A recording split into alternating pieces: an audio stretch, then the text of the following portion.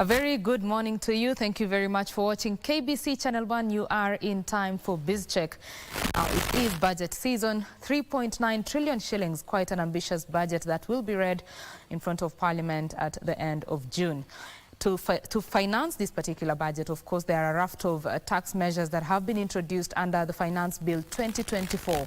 Over the next 1 hour, we want to delve into just what those taxes are, what they mean for you as a common mwananchi, and why the government has been forced to take that direction to balance between debt and generation of revenue locally. To have this conversation is Robert Waroiro, who is a partner at Ichiban Tax and Business Advisory LLP, as well as Robert Maina, who is a member of ISPAC Public Finance and Tax Committee. Thank you very much, gentlemen, for joining me. Thank you, Betty. Karibuni sana. My name is Betty Kiptum. I had not said that. So I will throw the first question to Robert Waroiro, who is a partner at Ichiban Tax and Business Advisory LLP. A lot of tax measures under the Finance Bill 2024. What is your take on that? Thank you very much, Betty. Finance Bill 2024 promises to be an interesting bill, just like we had in 2023, where we had a lot of debate. And you can see out of the about 64 or so sections from a financing perspective, quite a number of them have generated a lot of debate in the public space, and we'll be going into some of that. But you can clearly see that one of the things government is trying to do is move away from now taxing employees to focusing on indirect taxes. This means consumption taxes. You're talking about VAT, you're talking about excise, you're talking about appropriations in aid. In fact, if you look at the measures directed to appropriations in aid, these are the levies that we pay. There's been a significant focus on improving those numbers. So definitely one that will generate a lot of debate, especially now that we're in the public space of debating the proposals. And I think it's time for Kenyans to engage with this bill. It is time for Kenyans to engage with this bill. Maina, yes. When you saw this bill the first time, what did you make of it? Thank you, Betty. I mean, it's a heavy bill. They are, it's a mixed bag, I would say. They are heavy hitters that will affect the common mwananchi. We have a few things that are positive, but I think when the government crafted this bill, there are a lot of new taxes that we've not seen before, not just an increment of existing taxes, introduction of new taxes, and like my colleague Robert has said, we have the A&A, which has been revised. We received a recent revision of government fees and levies. And when you look at it in wholesome, I think the government has decided, to go hard in terms of introducing new taxes and getting more revenue. Mm-hmm. Yeah. I think let's now get into those taxes, individually. There's been one that has caused a lot of noise. The motor vehicle tax, 2.5%, annually on the value of the vehicle, and the thing is, it has been capped at 100,000. That means it's a vehicle that is worth up to 4 million shillings. So it looks like it's a tax that is targeting the middle class. What are your thoughts on this? Well, Betty, to start with, you're right.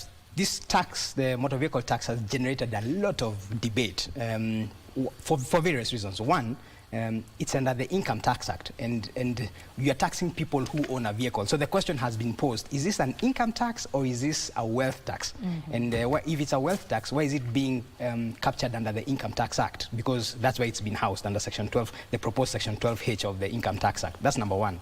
Number two, if you go to the history of taxation of motor vehicles in Kenya, and if you go back as far as 2006, before 2006, we had what was called road license fees. So anybody who was driving a car in Kenya would be required to pay road license fees. But because of the challenges of administering road licenses in this country, that was collapsed and put into what is called the road maintenance levy. And so we stopped paying road license, and that cost was included in the road maintenance levy, which you pay for whenever you fuel. Today we are paying about 18 shillings per litre. And so one of the reasons why it's such a controversial proposal is because you're already paying effectively for that road license or for that tax through your road maintenance levy of 18 shillings per litre.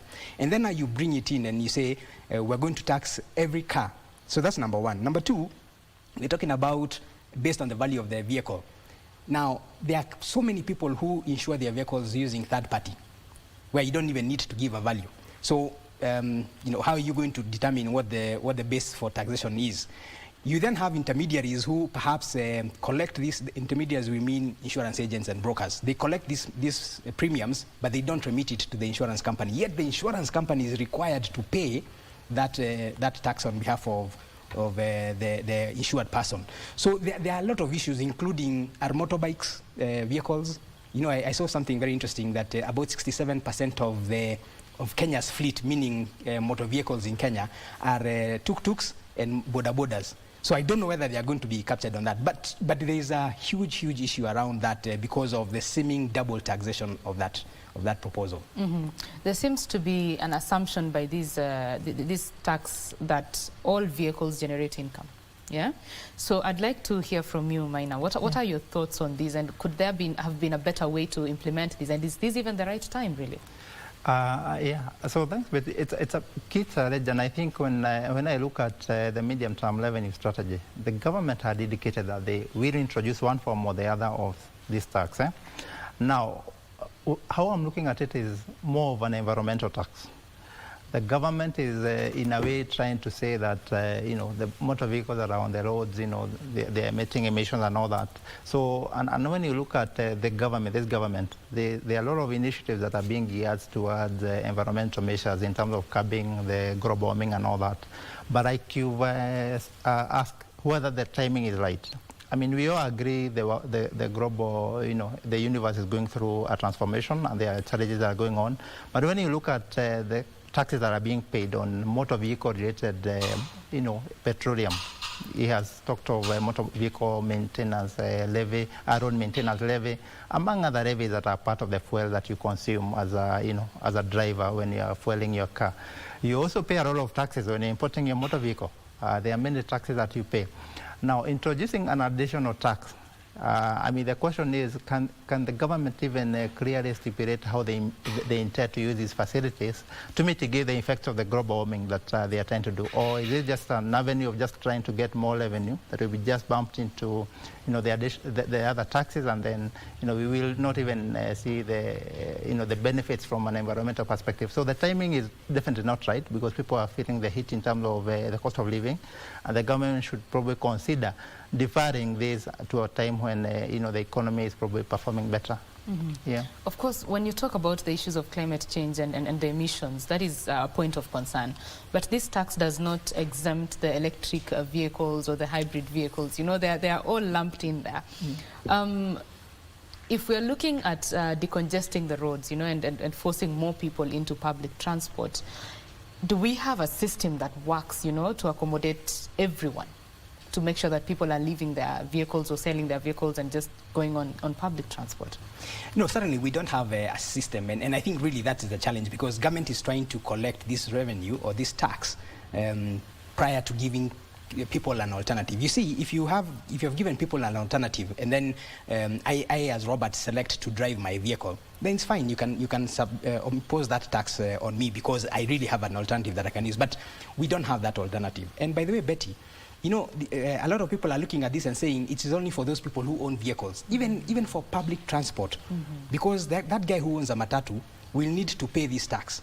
So he will need to increase his fare so that he can take care of his margins. So it's not going to just impact the people who own vehicles. It includes even anybody who is a commuter, because that cost will be passed back onto them. So I think we probably, like Robert says, we probably need to take a step back and say, let us first of all provide alternative transport mechanisms or infrastructure, and then once we have that in place, whether it's through a public-private partnership or the government is investing, just like we did with the expressway. Because, you see, you could drive along Mombasa Road and get caught in the traffic, which is fine. But because you already have that option, you also have the option of going through the expressway. And I think that's how government should have approached this.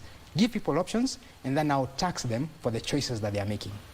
Give options and then tax them for the choices they are making. What impact will this tax have on the insurance industry? Because for most vehicle owners, there are those who take comprehensive, those who take third party. Third party is definitely cheaper. Now that you're increasing the cost of insurance, already insurance penetration in this country is very low at 3%. Yeah. What will this mean for the insurance sector? Yeah, thanks, Betsy. And I think when you look at the whole impact, because 2.5%, I mean, most comprehensive covers are between 4%, maybe 3-4%. Now, that's an additional 2.5%. Third-party insurance is, some people are paying as low as 1,000 Kenya shillings for certain third-party covers. Now, in addition to this motor vehicle circulation tax, we have another, proposed amendment, which is supposed to introduce VAT on certain insurance-related services. Now, this cost will be borne by these insurance companies.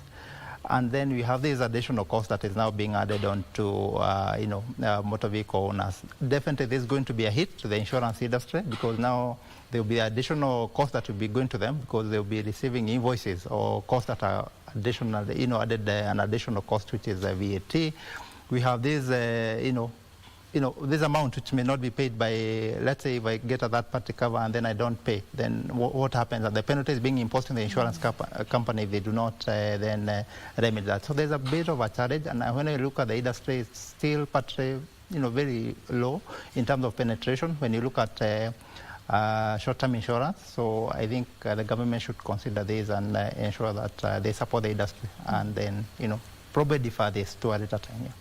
Defer to a later time. Yeah. Thoughts? Yeah, I mean, it's likely to negatively impact the insurance sector, like Robert is saying, in terms of penetration. But for me, I think one of the biggest concerns is the penalty regime that these insurance companies potentially face, because you're supposed to collect this tax and remit it within 5 working days after you collect it. So the first problem you have is that a lot of us don't pay our insurance premiums in full. We have what is called insurance premium financing. So I pay my insurance premiums by way of installment. So if I'm paying it through, say, 5 or 6 installments, that means that every time I pay, the insurance company will be remitting this to KRA every 5 days. And if they don't, the penalty is 50% of the amount that is to be remitted. That's a very punitive penalty regime. So we think that definitely is going to impact negatively. And for government, this makes a lot of sense because they are not incurring the cost of administering that tax, yet they are collecting it. So I really hope that we can, sort of step back and say, how are we going to implement this carbon tax? Because, like Robert says, it's a carbon tax essentially. And you made a very good point. If it's an environmental tax, then why are we including electric vehicles and electric buses?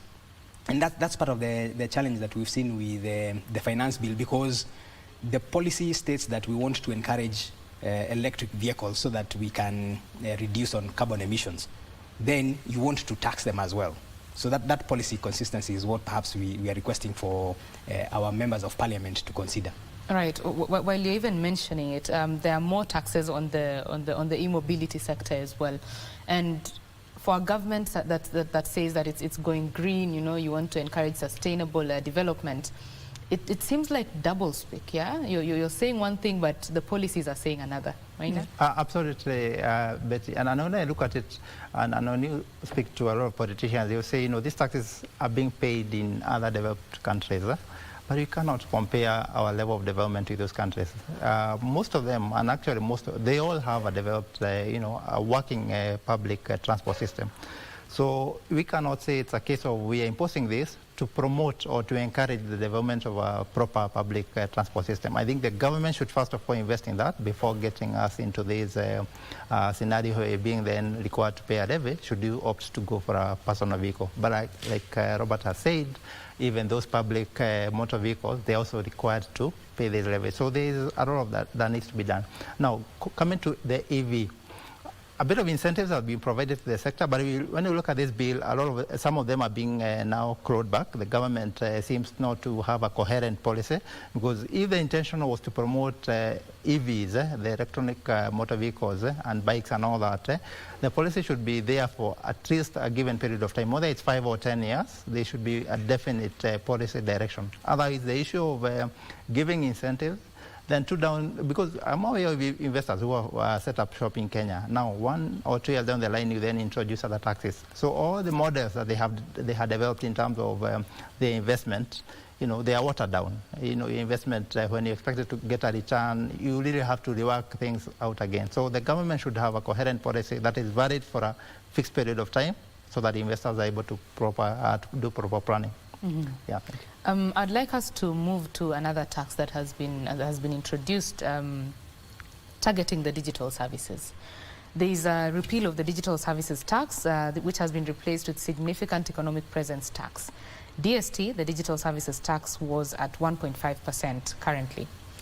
The significant economic presence tax applies at 30% on deemed taxable profit of 20%, which, when you do the math, it equates to 6% of gross turnover. When you look at that, that is a significant increase, yeah? And considering that Kenya is a fintech hub, in the region, how are we supposed to, support a sector that we expect to contribute hugely to the economy when we are doing this? Yeah, Betty, you're right, and this again speaks to the concerns that a lot of people have about the policy inconsistency. Because if you look at one of the government in this budget cycle has got about five key pillars that they are focusing on, and one of them is to do with the digital economy, and trying to encourage the digital economy. Now, you then introduce digital services tax, and by the way, this one is also bringing in is subjecting to tax from a withholding tax perspective, income earned by Kenyans as well, not just non-residents. Yes. But now, to your point about significant economic presence tax, it's one of the things that Kenya has been discussing globally, and the world really has been discussing globally, because you see, we're living in a world where probably about 8 or so billion people, the statistics show about 4 billion people are active internet users, and sales by global entities are about 40% of their sales are driven through the internet. So there's a lot of commerce that is happening in this space. And our tax laws, unfortunately, were designed for brick and mortar. The shops where KRA will come in and look at how much sales you've made and assess you. However, for the digital space, KRA will not be able to follow them, and that's the reason why significant economic presence tax is coming in, what they call SEP tax. It's not unique to Kenya. We've had countries like India which have introduced it, which is incidentally at 6%, effective 6%. So you can see where Kenya is borrowing from. Countries like Colombia have got a significant economic presence tax at 3%. So it's not unique to Kenya. Now, the idea here is this. These digital platforms, which have been very broadly defined, including ride-hailing platforms, rental platforms, if you offer professional services, so guys who are on Upwork, for example, and they are rendering their services on this kind of platforms, that the income earned by the platform owners will be subject to tax in Kenya. And now what the proposal is saying, whatever income you earn, we deem 20% of that to be taxable. So if you're talking about a platform, let's say like Amazon, whatever commissions that they earn from people working on that platform or trading on that platform, or even Jumia, if you're talking about now locally, whatever income that they earn from that is going to be subjected to tax. So for people who don't have a registered presence in Kenya, like say Amazon or Google or those kind of guys, we presume that your profit is 20%, and then now we subject it to corporation tax at 30%. That's how you get your 6%. Quite high considering where we're coming from at 1.5%. But you can clearly see government trying to expand its tax take from these services. So it's something that Kenya has been leading from a global front. In fact, Kenya is one of the countries that introduced digital services tax very early on, even before there was a global consensus. And the others were India. Nigeria also has a significant economic presence tax. But one of the challenges that we have with this is there is no threshold. If you go to Nigeria, for example, for you to be taxed on this, you need to earn $65,000 or more. If you go to India, you need to earn the equivalent of about 47 million shillings for you to be taxed. But in Kenya, there's no threshold. So even if you earn 1 million shillings, you'll still be taxed. Right. Maina? Yeah, absolutely. on one hand, it's no doubt the world is going towards the digital economy. There's a lot of activities. So one way or the other, there has to be some form of taxation of activities happening in the digital platform. I think my main point and concern is what my colleague Robert has highlighted on some form of threshold, because we have a lot of small players who are still not, the cost of compliance vis-a-vis, how much you are paying there should be a balance.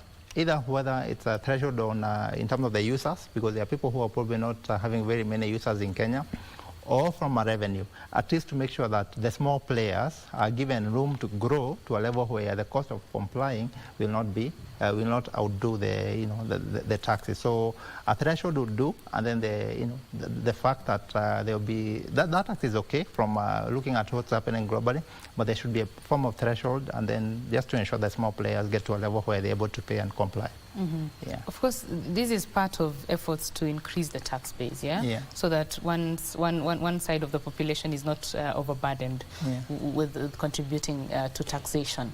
But as you said, there needs to be, a threshold and a sensible one for that matter, to ensure that small players are not kept small, that they don't grow to be part of the big players. Yeah. So when you look at the finance bill as well, there's the infrastructure bonds no longer having a tax, being tax-free, There's now a 5% imposed on interest earned for bonds that have at least 3 years maturity period. What do you make of these, especially in terms of investor confidence in the country?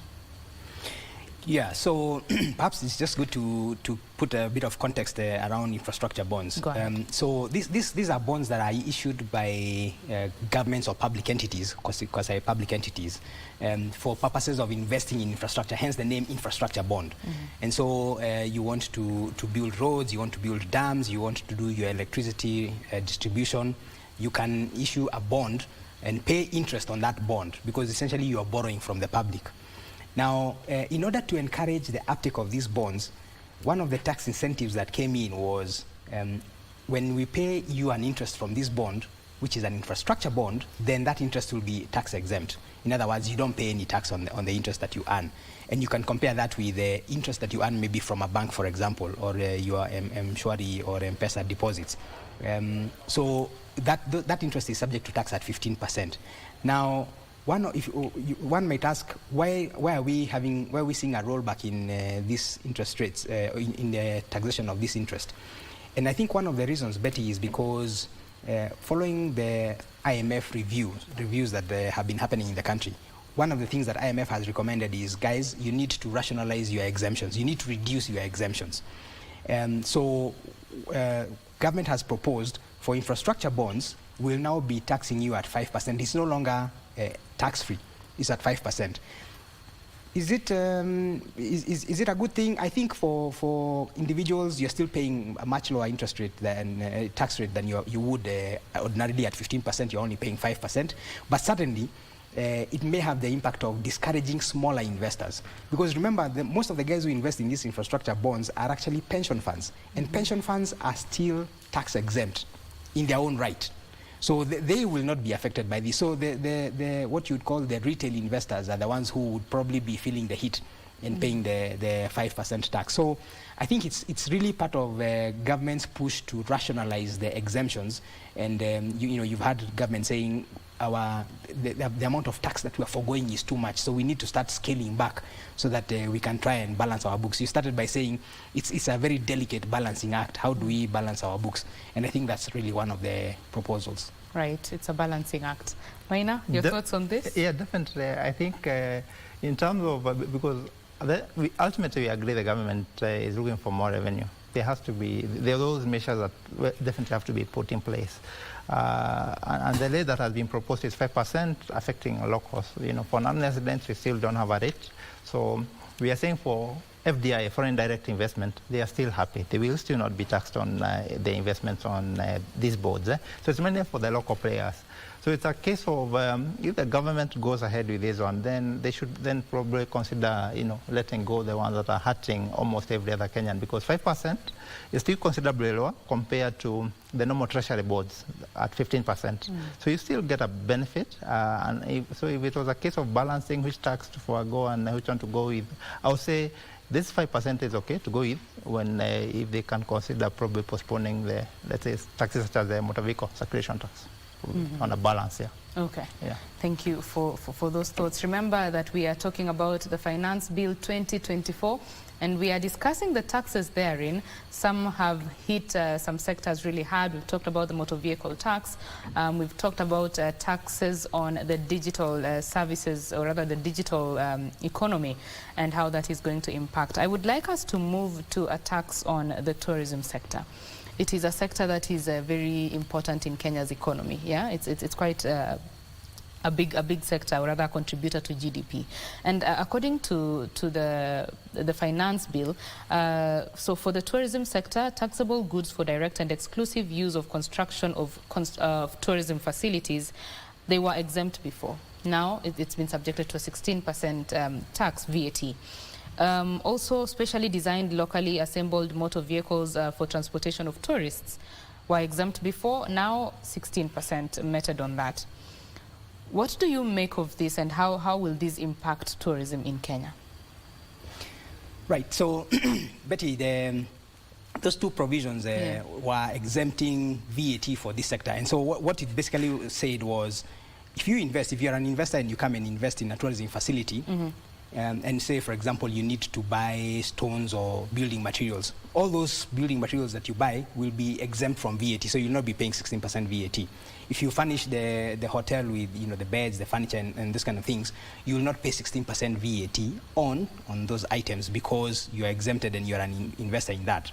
If you've ever been to the Mara or to some of these national reserves, you've seen the vehicles. They're specially designed. It's not your normal 4x4, for example, or your normal Nissan. It's been upgraded with certain features to enable the tourists to enjoy the game viewing experience and just the whole experience. So that's the reason why those ones were exempted from VAT, because you are trying to encourage the investments in this sector. Now, probably what the government has looked at is said, we have encouraged this sector to invest. We think that we have sufficient investments, and now it's time to claw back, so that any further investments that are coming in post this provision, which is coming into force on 1st July, if it's passed, because it's still a proposal, 1st July 2024, then you don't benefit from that. And I think probably one of the things we need to ask ourselves is, how important is the tourism sector to us, and how much are we going to collect by foregoing that VAT exemption? Because it's really a risk-reward kind of scenario. If you want more investments, encourage investments, and because anyway, these businesses would have claimed the VAT as an expense, probably at the end of the day it's a zero-sum game, because these hotels are VATable. They're going to be supplying VATable goods and services, which means they can actually claim the input VAT they are incurring. So I think we need to consider whether that deletion is important or not. Your thoughts on this, Maina? Yeah, definitely, I agree. I think my point on this and my take would be, probably when the government is considering giving sector-specific incentives, from the word go, it should be clear that this incentive is valid for 5 years, 10 years from now. Because when you just say that now going forward VAT will be applicable, someone who is investing next year, they probably started planning 2 or 3 years down the line, if you're putting up a huge tourism facility. So when you're planning and you're budgeting, you probably factored in that you're not going to pay VAT, 16%. So the additional cost that comes in now is obviously going to destabilize certain investors. So I agree the government must have evaluated certain criteria and decided maybe it's time to forego this. But I think it should be clear from the word go. When you decide to give a certain sector incentives, which you think will be valid for a certain period of time, just put it from there that it's valid for 5 years, so that when I'm planning my investment as an investor, I'm so clear that on the 5th year, I know I'll then get back to the normal system where I'll be required to pay taxes. It is interesting because for the past 1 month or so, the tourism CS has been traversing the country on a tourism sites mapping tour. So he's been going across counties, of course liaising with the county governments to map out the tourist potential tourist activities that these counties can benefit from. And when you look at such a tax introduction, what does this mean for the counties that are just, coming to birth when it comes to tourism? Yeah, what does that mean for them? I think, Betty, what that means for them is that they probably would need to, if they are going to be investing in these facilities, and I know probably one of the ones that I've heard of is Nyeri County, trying to do something about Chinga Dam and the tourism potential around that.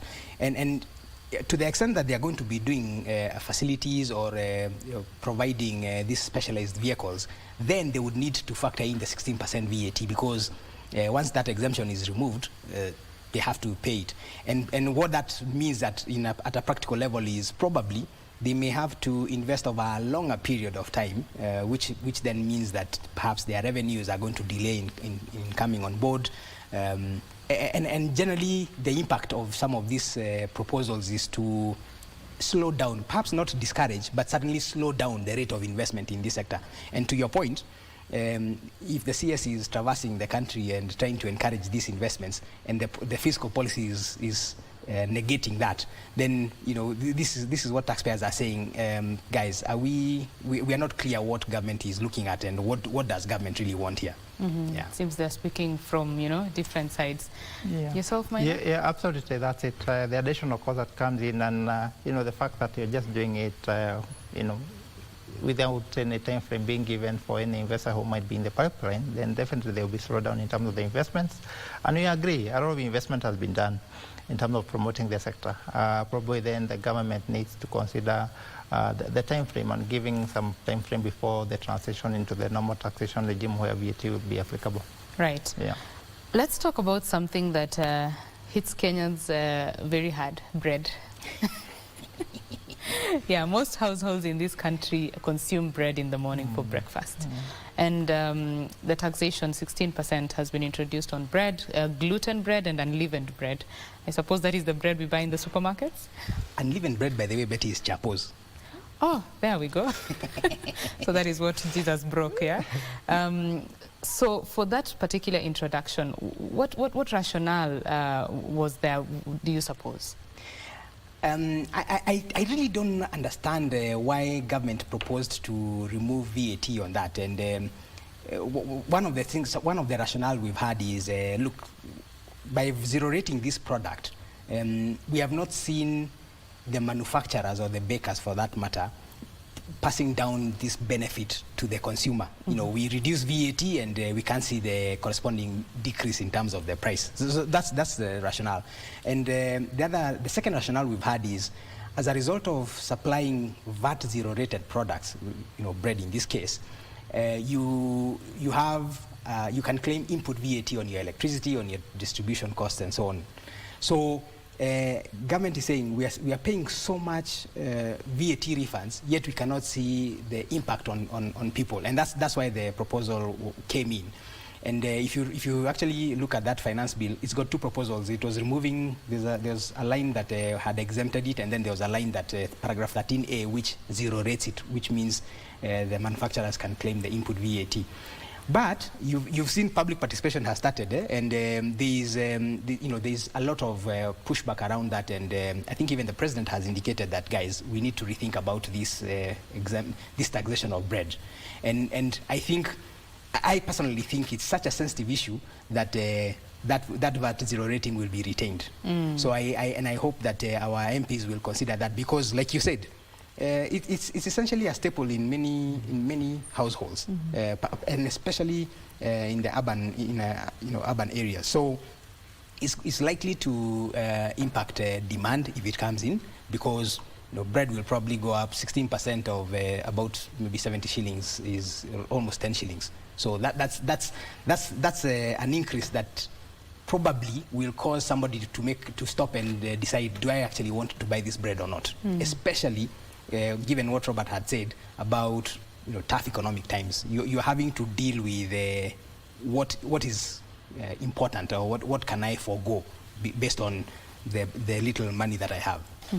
Mina? Yeah, and I think at some point I saw an interview where the cabinet secretary in charge of the National Treasury was justifying maybe the introduction of this. And one argument he was making is that it's bread, the VAT refund in terms of bread, it's one of the biggest contributors in terms of the VAT refund they have to give taxpayers. That was one of the justifications. The other one was that it is you and I, what they call the middle class, who consume bread. I mean, the justification he was giving is that most of the people who are beyond the, maybe in the rural areas, they will consume the traditional foods and all that. But when you look at it, I think that argument is not 100% correct, because you have a lot of people in the urban areas who are not necessarily middle class, and they consume bread a lot. There are people who over lunchtime, that's what they consume, and they're not necessarily, doing, probably having a lot of income. So that argument that this is just food for consumption by people who are actually able to absorb the additional cost may not be accurate, because we have people who are consuming that, and they are just probably people doing jengos, people out here who are consuming that over lunch hour. So there should be due consideration to ensure that there is a balance on that. Yeah. So it seems that the middle class are really hit hard by this. The government is coming hard, for the money that the middle class has. So when you look at this bill wholesomely, remember that the 4.2 trillion was the first amount, that was supposed to be read, but following the revenue collection, the missed targets for the revenue collection, it had to be adjusted to 3.9 trillion. So clearly there is an issue with revenue collection. The government does not also want to go too much into debt. How much further can the Kenyan take this stretching? How much further? Well, and I think the direct answer to your question, Betty, how much further? Probably not a lot more, because as it is right now, practically everything is being subjected to tax. However, and it's good to give credit where it's due. This bill actually does it recognizes that in the past we have been focusing on people who have pay slips, people who are formally employed. We've been taxing them. We've increased the tax rate from 30 to 35% for specific incomes. We've also introduced affordable housing levy and so on. So this bill has actually given a bit of breaks for the employed people. That's not very common. And I'll give you a very good example. Your pension contributions, people who are in the formal sector and you're contributing to your pension. Today, your limit of contribution is 20,000 shillings per month. But the proposal is to increase it to 30,000 shillings. And the last time this was reviewed was about 19 years ago. So you can clearly see an effort to divert attention away from the guys who've not traditionally been hit, so that you can try and engender a bit of savings and a bit of a tax break. But if you were to ask me, the question that you're alluding to is fiscal consolidation, which is how do we manage within the resources that we have? I think, and the president actually alluded to this. He said we have to try and live within our means. Trying to live within our means means if our revenue collection is like this year, the target is 2.9 trillion. The financial year coming, 2024-2025, is 2.9 trillion. We collect 2.9 trillion, guys, let's budget to use 2.9 trillion, because that's what we can afford. Because if you think about it, Betty, for your household, I'm certain that you don't budget and say, I'm going to spend 300,000, but you're earning 200,000. Because where are you going to get the extra 100,000? And that's how I think government should really think about it. This is what we have at our disposal. Let's budget with that. And we've seen some of those proposals. Government departments, ministries and departments, when they submitted their budgets, government pushed back and said, you need to rationalize this so that we can try and live within our means. And I think really that is what we need to do, because the other way to finance your budget is increase taxes. How much more can you increase? I don't think you have a lot of headroom. Right. I see you nodding there in agreement. Certainly, I agree with that. And I really don't mind having a better road in my rural area and everything. And we've seen some development over time. Are we happy with more taxes? We would be happy. But the collection of these taxes, where should we collect these taxes? And how should we do it? Should we impose all the taxes at the same time, don't forget that we have now the affordable housing levy. It's a percentage of your salary. It's going to the government, and it's also affecting the informal sector.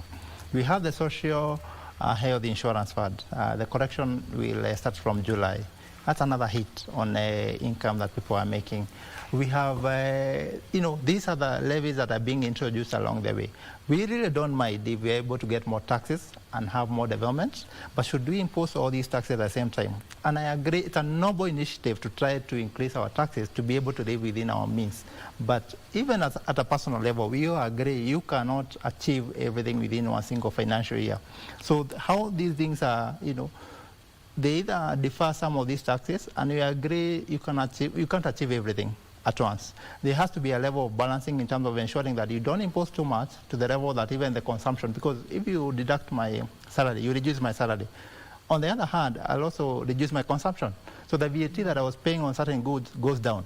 So there has to be a balancing. Yes, let's have some phased introduction of taxes, and it's okay to have these taxes and to try to live within our means, but let's do it progressively and also give time for people to adjust to the new taxes and levies that are being introduced before, again, bringing new additional taxes. Mm-hmm. Yeah. Of course, the president has been very vocal in terms of reducing recurrent expenditure. He says that it needs to come down to 35%, no matter what. What will it take to achieve 35%, considering where we are right now? Well, that's a tough question, Betty. What will it take? I think really we have to look at our spending priorities. What exactly are we spending this recurrent expenditure on? So, for example, if you're talking about travel or entertainment, do we actually need it? Or should we be investing it in other more productive uses, for example? I think really, and again, just to, it's good to give credit where it's due. Mm-hmm. You can see, if you look at the budget estimates that were approved, you can clearly see a move to try and tighten the budgetary estimates. So, for example, if you look at higher education, the allocation to higher education, this year is 120 billion. Last year, 154 billion. So you can see that there's a bit of a squeeze there. Roads, 184 this year. Last year, 232 billion. Mm. So, there's a bit of a reduction there, but we probably need a bit more given our dire economic circumstances in terms of raising taxes, because revenue authorities, let me tell you, those guys they are after everybody. And by the way, my view as Robert is the more people pay taxes, then the better for everybody, because you have a scenario where most of the taxes are now being paid by employed people because you can't get away with it. Mm-hmm. Whereas those guys in the informal sector perhaps may not be paying their fair share. So, like Robert is saying, we expand this tax base, which is a noble initiative, and I agree with that. Let's expand that tax base, and then let's lower the tax rates so that people are able to consume more and collect. We can collect more. People are able to trade more. People are able to employ more, so that we can collect additional POE. So, it's a tough one for government, and I don't envy them because reducing that recurrent expenditure, not going to be an easy one. It's not going to be an easy one, Maina? Yeah, certainly a huge one, because I was looking at the proposals, and the current it's projected to consume 71%. So that's basically saying you're moving 100% from 70 to 35. That's a huge decrease. But when you look at the current expenditure, is it always, can we say that the current expenditure is bad expenditure? Not necessarily. Mm-hmm. I would say the key thing is, can we see value for the recurrent expenditure that is being spent? Because recurrent expenditure constitutes of very many things. The salaries that are being paid to the civil servants, the travel and all these, a lot of things that are consumed here. So the key thing is, if we get value for this recurrent expenditure, because if you pay me money, let's say I'm an employee of the government, and I have earned the money, through doing the work that I should be doing. Once I get that money, I'll also go and spend it out there. So the economy, in a way, there's a self-generating mechanism that if this recurrent expenditure is used properly, there's no misappropriation of whatever goes through recurrent expenditure. Probably not even, we don't need to get it to 35%. You could say, let's get it to 50%, but this 50% is actually being used properly, and whatever is paid to these people, or whatever is generated through recurrent expenditure, it is also brought back to the economy because it is being used to spur the other side of the economy in terms of consumption. Because when you look at GDP, consumption is a key component of when you look at how the economy is growing, the growth of the economy. So consumption is a key, and people need to have money in the pocket. That's why we are seeing as employees, we don't need to, these deductions are too many, so the amount we are getting in our pocket is minimal, which then means the consumption goes down, which then impacts the GDP. So there should be a balance just to ensure that we use it properly, whatever is allocated to recurrent, and then we should be able to see value when there is a proper mix between the current and development expenditure. Mm-hmm. Yeah. It seems that KRA have quite an uphill task, the 2.9 trillion target, and then you're also dealing with the people who, we could say they are tax averse. Yeah. You remember the time when the taxes were introduced on the mobile payments, and a lot of businesses abandoned the pay bills and reverted back to cash. So what will it take for Kenyans to believe that paying taxes is a good thing, that they can actually, this money will work for me and my children and my children's children? I'll start with you. Yeah, I think fundamentally is value for money. If you go to the West, there's some countries where your tax rates are as high as 45%, even on your income. In fact, some even are at 51%. But when I pay that 51%, I don't pay for my children's education. I don't pay when I go to hospital. My rubbish is collected on time. Electricity is provided, street lighting, security, and all these things, all these good things that we're talking about. So I think part of it has to be sensitizing the public that this is what we want to do and this is what we are doing, so that I can say, okay, I can see my taxes are being used properly and therefore I don't mind paying. Rather than the scenario that we currently have where people are saying, I am paying so much, but I can't see any, the roads are full of potholes, I can't see any impact of my taxes, because perhaps most of them are going to recurrent expenditure. And by the way, the Public Finance Management Act actually does require that the recurrent does not exceed 35%. So, yes, there's a bit of an issue there. Mm. So it's a journey that we are on, I think. If you look at these developed countries, they didn't start where they are today. If you go to the US, they had a lot of cases of guys who are not paying taxes, and therefore the Internal Revenue Service is going after them, just the same way that KRA is going after people here. So I think it's a process, but certainly it would be a lot easier if government demonstrated the positive impact of the taxes that they are already collecting. Mm-hmm. Yeah. Positive impact of the taxes, Maina? Absolutely, and I think if we have, let's say, we have visible, outcome on key sectors, let's say education, healthcare. We have the new, chief that's coming in. If, for instance, the government is able to do within 2 to 3 years, demonstrate that the cost of healthcare comes down, the quality of the healthcare goes up. When you ask people to pay taxes, they can actually have a case of, we imposed this additional levy, people started paying more, and these are the results. It's a case of, and more and more we are getting the younger generation, I don't know, Generation Z or something, who are now more even, I think the government will even have a tougher time trying to convince them to pay taxes. So let's have a demonstrable case of outcomes based on additional taxes that were imposed. And I think for me, the healthcare would be one of the flagship sectors this government should focus on, because they have really decided to go hard and ensure that these things that the other governments who are not courageous enough to impose, they have imposed. So if they're able to demonstrate after 2 years that the cost of the healthcare, the quality, meaning the additional money I was paying to support people who are fundraising for medical needs, I no longer need to pay that, you can have a discussion with people and say, this is the value of the money that you pay. So there's additional money that you retain by paying this additional levy here. So there has to be some justifiable, something that they can demonstrate to be able to convince people to pay more taxes. Right. You have talked about the healthcare sector and just reminded me that in this very bill, there is a clawback on some exemptions on the health sector. So that is set to be seen. We'd like to take a break now. Remember, we are talking about the Finance Bill 2024, discussing those particular taxes in there, how they are impacting you as a common mwananchi, and how the government is planning to ensure that it gets maximum revenue. We take a quick break. When we come back, Biz Check continues. Stay with us.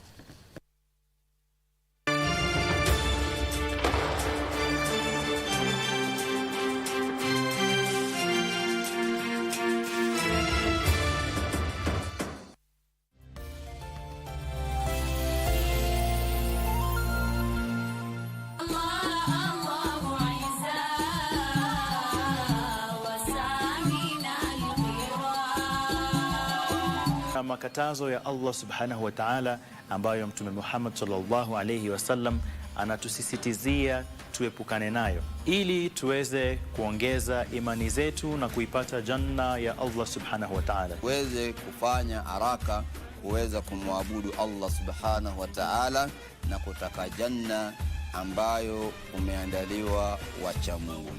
Muhammad ya Rasulullah, you were so caring and kind. Unayeheshimisha watu wote Mungu. Fear is the belief that God is not with you, you of little faith. You know, Jesus said, let this mind that was in me be in you. In a generation of different ideologies, scientific, atheism, African Renaissance, how do we ideally allow the mindset of Christ? Tuko kwa generation, we are chasing the interests, where we have small boys, big cars. We are in a space where tutaki kuwa patient. We want life that comes up so fast. I sticked and I had discipline in my whole life to say that I want to stand out in the community and I want to be a champion of saying it's not about what you guys know, it's about what God knows about your life.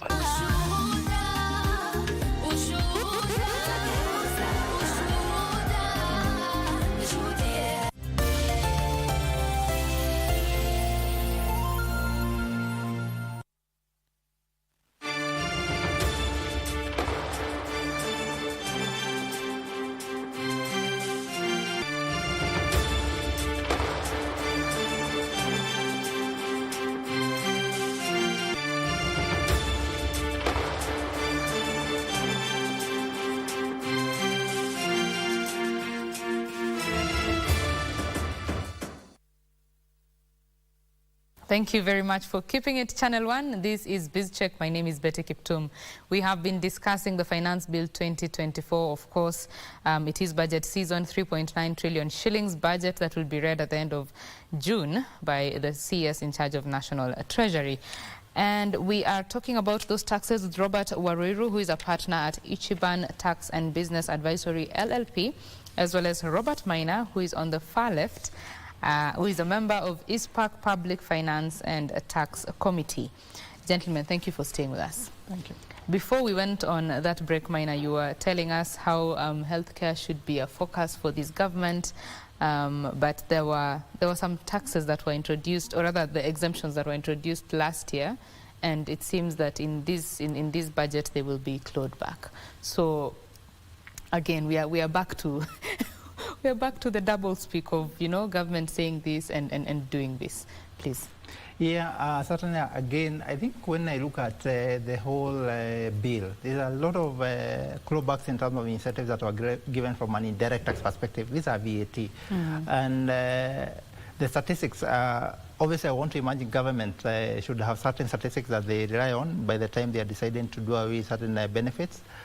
I have seen a couple of hospitals that are being developed at the moment, and I think even in Kenyatta we have a few, the children wing as well as the private one.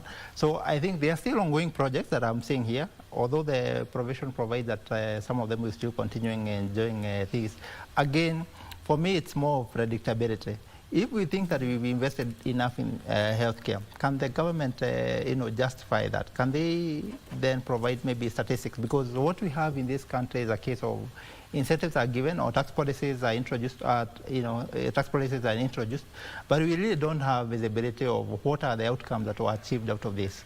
Because if you give me that kind of statistics, when I'm discussing the rationale for, let's say, scrapping the VAT, I can justify because the government would say this was our objective in the initial, when we introduced the incentive. And at this point in time, we have managed to achieve objective X, and the reason why we are scrapping this. So there has to be coherence.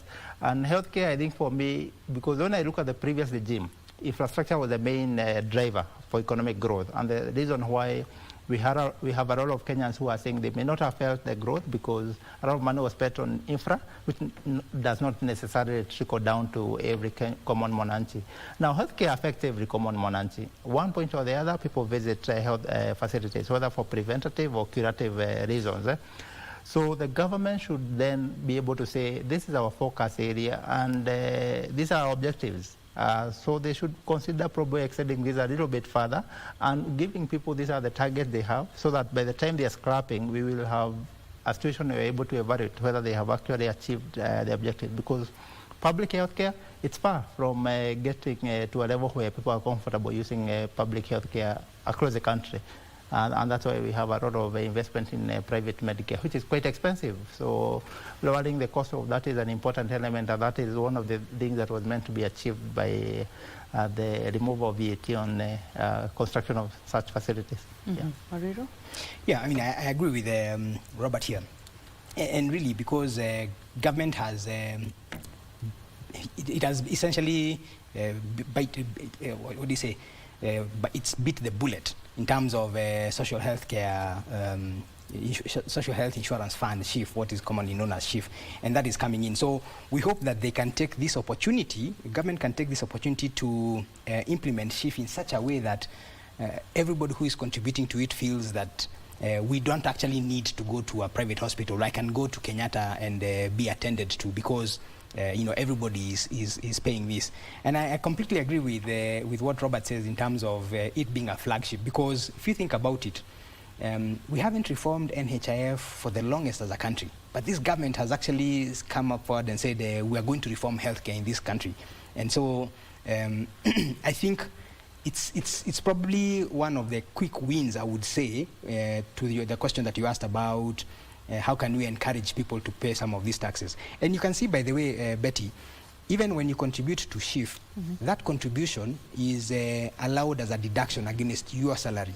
When your employer is computing the PAYE that is due from you, the proposal is to allow that deduction. So you can see we want to collect the SHIF, but we are also mindful that we need to give you a small break, and therefore we are allowing you to take that as a deduction and not a relief, so that they can invest in this healthcare sector. And so I completely agree with him that probably that's a key one. Roads, I think, is a bit of a challenge. Their budget has been reduced this financial year. You've seen what has happened with the heavy rains. The roads are completely messed up. And I think it's going to be a bit more challenging, even though that is, if you look at the 5 key pillars, infrastructure is actually one of the biggest issues, because you want to create market linkages. At the end of the day, infrastructure enables travel and trade, and the more people travel and trade, the more then you can tax them, because the more they are buying, especially from an indirect tax perspective. Yeah. When you talk about the things that can encourage Kenyans to contribute taxes, there's the issue of corruption, that it's been around for a very long time. And sometimes when you look at the actions of the government against the people who have committed these offenses, it is not very encouraging, So you're thinking, I'm working, I'm contributing so much in terms of taxes, and then someone, does corrupt deals with them, but nothing is done to them. What are your thoughts on regaining public trust in terms of handling corruption in this country? I'll start with you, Maina. Yeah, definitely a lot needs to be done. And then when I listen to the head of state a lot of times, he is very clear that we need to grow our revenues, the tax revenues we are collecting. And I think recently he talked of growing that to 22% of our GDP. The conversation that I've not heard from the government, generally the government, is a discussion of, are we ensuring that what we are collecting today is actually being used properly? And we've heard of a couple of high-profile, allegations on people misappropriating public resources. And I think what we need to hear from the government is that, yes, they have a lot of, they are doing a lot to ensure that we collect a lot of taxes, but can we also see that these taxes are actually being used properly? Where there's an allegation of misappropriation of these funds, can we see action being taken? And I think we have a very powerful, or in terms of empowered bodies, we have the DPP, the office of the DPP. We have the DCI. A lot of investment has been done on these, facilities. We have the judiciary. A lot of allocation, I think, have been given to them, as much as we have disagreements over time. But I think we need to see the entire government, whether it's the executive, the judiciary, as well as the legislature, coming up and ensuring that we actually see conversations that are covering both in terms of collecting more taxes and ensuring that we actually see action being taken where there is misappropriation or allegation of misappropriation of these resources. Yeah. Waruru, your thoughts on this? No, I completely agree, because even though we don't have the statistics, it's been said that corruption accounts for about a third of the budget. So if you're talking about a 3.9 trillion budget, you're talking about 1.3 trillion in misused or misappropriated taxes or revenues. Now, KRA is supposed to collect 2.6 trillion. So you're talking about 50% of the taxes that are being collected being misappropriated. And I completely agree with Robert here that action needs to be seen to be taken where somebody has been proven, because you can't, an allegation is just an allegation. It needs to go through the court process and then say, well, we have proven, Robert, that you have misappropriated, and therefore this is what we are going to do. However, this finance bill, Betty, also has a very interesting provision, because a lot of this misappropriation typically happens in government procurement, where I supply nothing but I am paid. For example, they call it supplying air and unpaid. Now, what this finance bill has proposed is to subject or to impose a tax of 3% withholding tax. So, for example, if I contract with the Ministry of Information, just for example, and I supply goods or services worth 1 million shillings, when they are paying me, they will be required to deduct 3% on that payment and remit that to KRA. So what that does is that, and it doesn't matter whether it's goods or services, by the way. I could be supplying furniture to this studio. The procuring entity will deduct 3% and remit that to KRA. What then KRA will do is that they will know somewhere there's a guy called Robert. For us to get 30,000 shillings, he must have supplied goods or services worth 1 million shillings to this parastatal. Now let's go and find out whether Robert is paying, so that even when you are getting these misappropriated funds leaving the organizations or the entities, at least there's some form of trace, and KRA can go and at least try and claw back the taxes around that, and hopefully that way we can get more people to still continue paying taxes. But yeah, I mean, we really just must do something about how we apply our resources, especially given the constrained resource envelope that we are talking about. And when you talk about application of resources, there's the value of optics. He mentioned that it's not looking too good. Yeah, there's a lot of focus on revenue collection, but nothing to do with dealing with misappropriation of funds. So what should the government do, especially in terms of sensitizing people? Because most of the time, when something like that happens, someone knows, so they can do the whistleblowing and all that. What more can be done in terms of sensitization? I don't know about sensitization, Betty, because I think we've been discussing this as a country, and it's part of our national psyche now. But certainly, I would also venture to add that in this kind of deals, it's just not the other side. Remember, there's also the people on this other side, whether public sector or private sector, who are facilitating this. And so even we ourselves need to look at ourselves in the mirror and say, do I actually want to do this? And I'll give you an example. One day my wife was driving, and she was stopped, and she was told, you've jumped a red light. And she said, no, I haven't. And so the issue was, do you give this police officer something kitu kidogo so that you can go or not? Now, she elected not to give this kitu kidogo. I can tell you, she was in court for 8 months. She used to go to court for 8 months. Yeah, and this is something you probably would have given this guy maybe 100, 200 shillings, and you go on your way. But for 8 months, she used to leave what she's doing. She goes to court, it's postponed, she goes back. She paid a lawyer 13,000 shillings, I think, or something like that for the first appearance. So when you consider that cost-benefit analysis, you can clearly see somebody who has made a conscious decision to endure the pain of the process instead of giving up this 100 or 200 shillings. And we're very proud of her for that.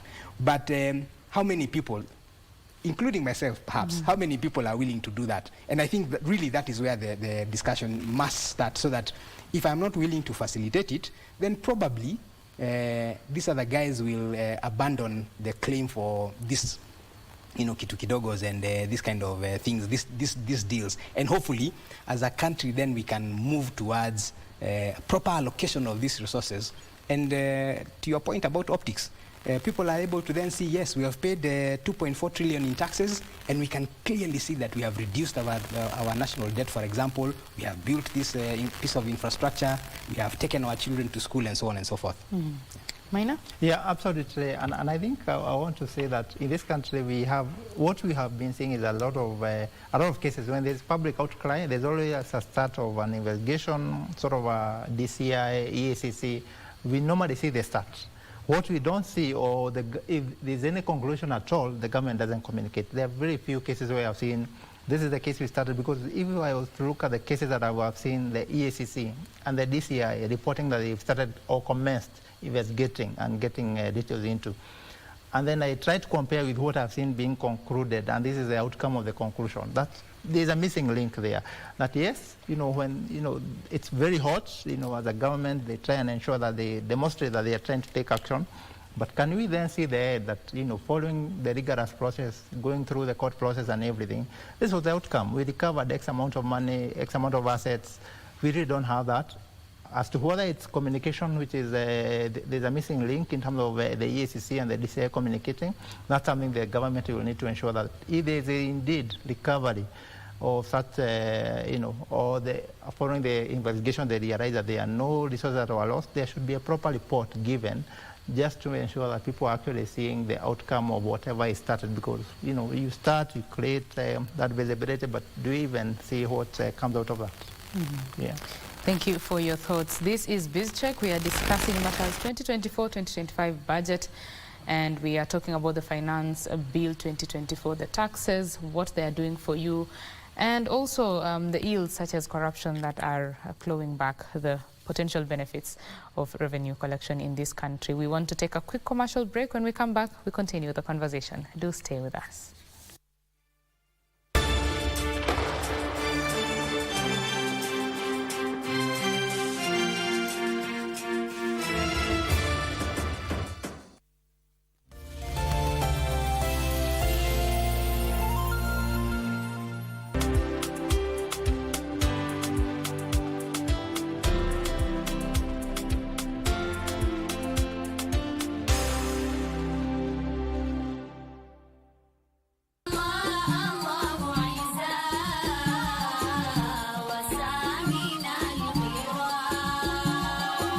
Makatazo ya Allah subhanahu wa ta'ala ambayo Mtume Muhammad sallallahu alayhi wasallam anatusisitizia tuepukane nayo ili tuweze kuongeza imani zetu na kuipata janna ya Allah subhanahu wa ta'ala. Tuweze kufanya haraka kuweza kumwabudu Allah subhanahu wa ta'ala na kutaka janna ambayo umeandaliwa wacha Mungu. Muhammad ya Rasulullah, you are so caring and kind.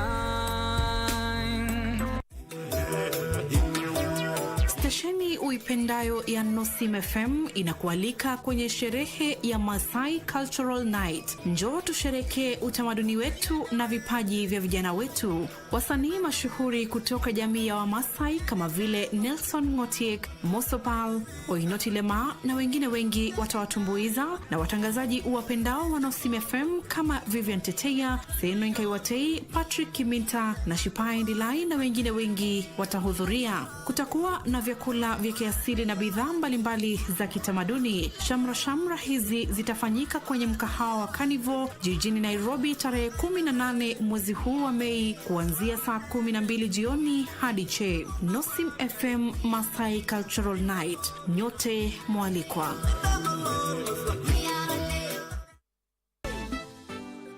Hi, Mr. Teacher, must you always announce to people that I am the caretaker? That woman lumped me out of them. I wish I could not have eaten in those mandas. Wow. So you mean you're left naked in a path full of people? Sikini ya mtu. Teacher, you are not understanding me. What I'm saying is the robber jumps into a lorry full of cat grass so he does not hurt himself. And I am saying that the cut grass is called hay. Oh, silly me. You guys, focus, focus. This story is very interesting. Kamene, puro, then come back tena, kamene.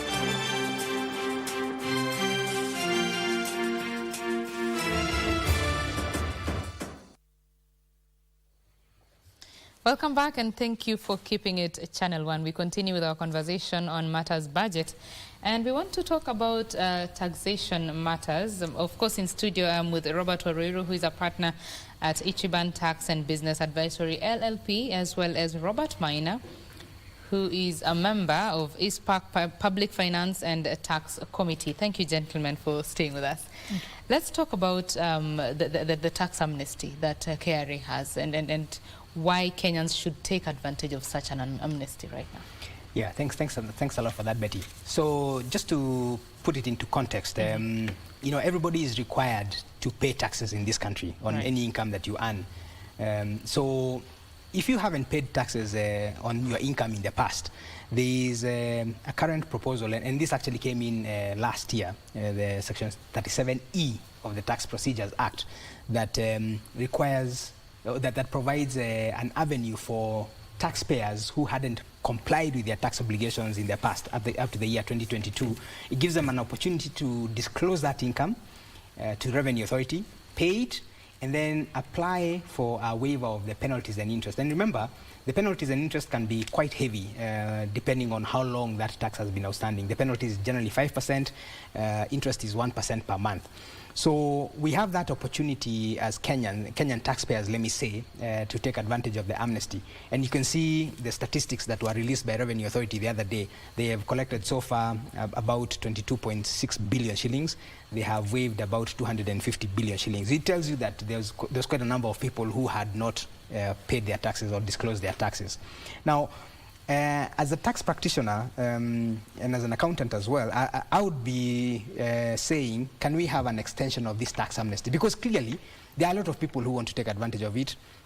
There are people who are already in disputes with the Revenue Authority before the tribunal, before the High Court. Let's give them a bit more time to finalize their tax affairs and disclose these revenues, because you can clearly see the exercise for 1 year has yielded 22 billion.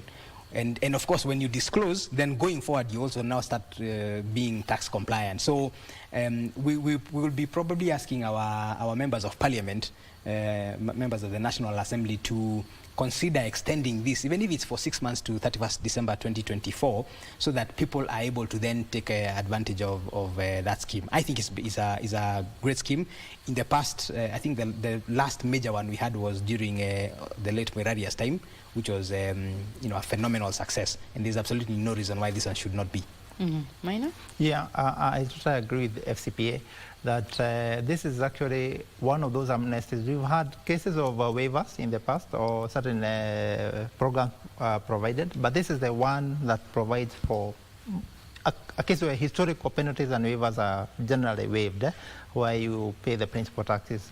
And I think the issue of extension should be considered. It's clearly a very good initiative, because when I look at the few people that are, even common people here who are sending me emails that they've received from KRA in terms of cleaning up their ledgers, I think they should be extended a bit more, because what this will do is that those people who are still in court, the tribunal, the High Court, they will be given time to resolve the disputes, agree on what is payable, and then once they pay the principal tax, the waiver, the penalties and the interest will then be waived. And this will ensure that going forward, even KRA, there's a bit of certainty, because KRA was carrying a lot of receivable, a lot of taxes that they expected to collect, which, in an ideal case, they would not manage to collect. So this should be extended to a bit of time, to maybe 1 or 2 years, to just make sure that those disputes that are still in progress are resolved, and then the taxpayers are able to take advantage of the amnesty. Yeah. Speaking of KRA, they are seeking amendment of the Data Protection Act to be able to spy on Kenyans' money, you know.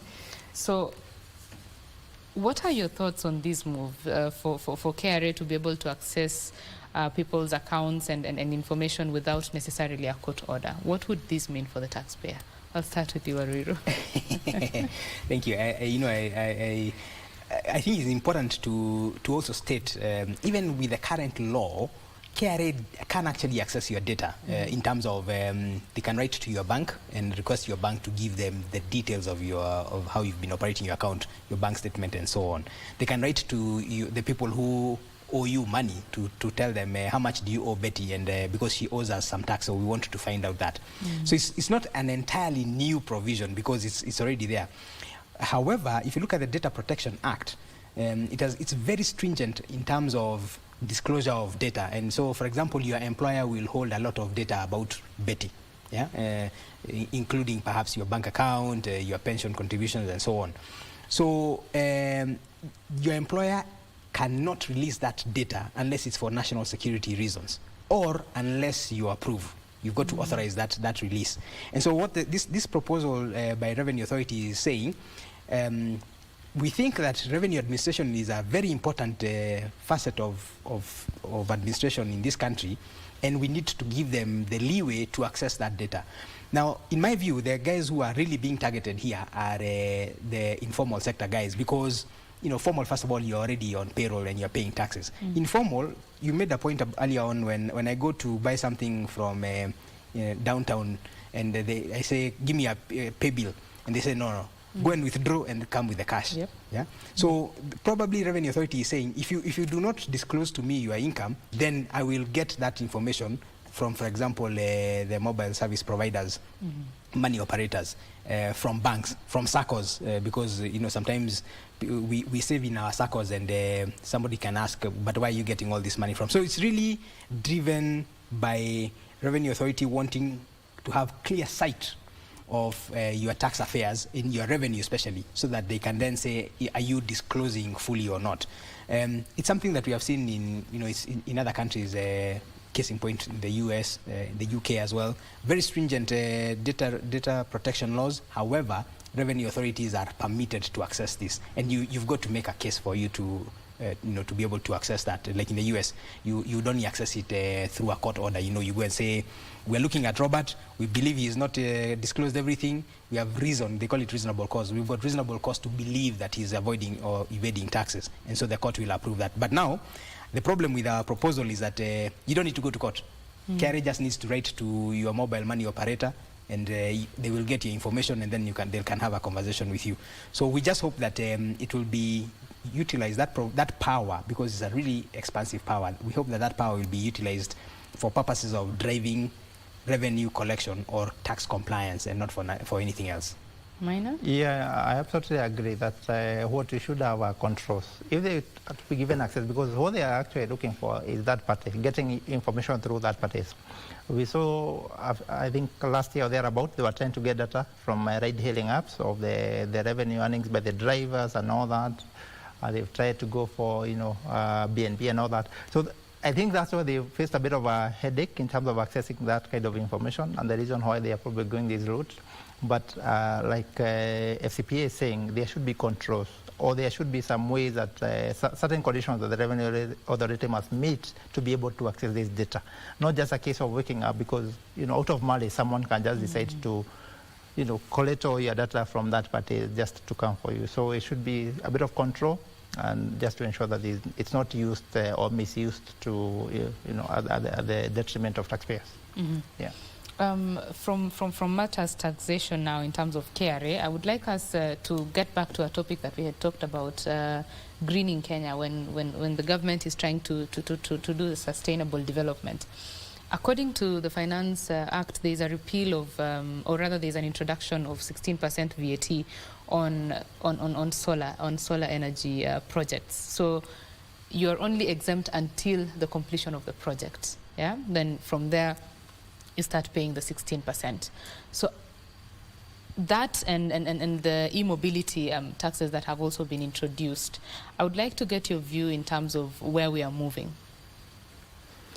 Yeah, you know, probably part of the challenges, Betty, we have with some of these proposals is, let's talk about e-mobility, because that's a really big one. Yeah. Finance Act 2023 introduced VAT zero rating for electric buses. Okay. And in fact, if you go on some of our roads, you'll see you know, a very quiet bus coming by you, and it's electric powered. And you even saw, I think it was Kenya Power, which was launching some charging stations. I think I saw that in Buruburu. So you can clearly see an intention to encourage e-mobility and reduce carbon emissions, because most of these cars would otherwise use diesel, public transport. So that's one element of it. Don't forget that there is also a bigger macroeconomic impact in terms of saving your dollars, because you're no longer buying as much diesel.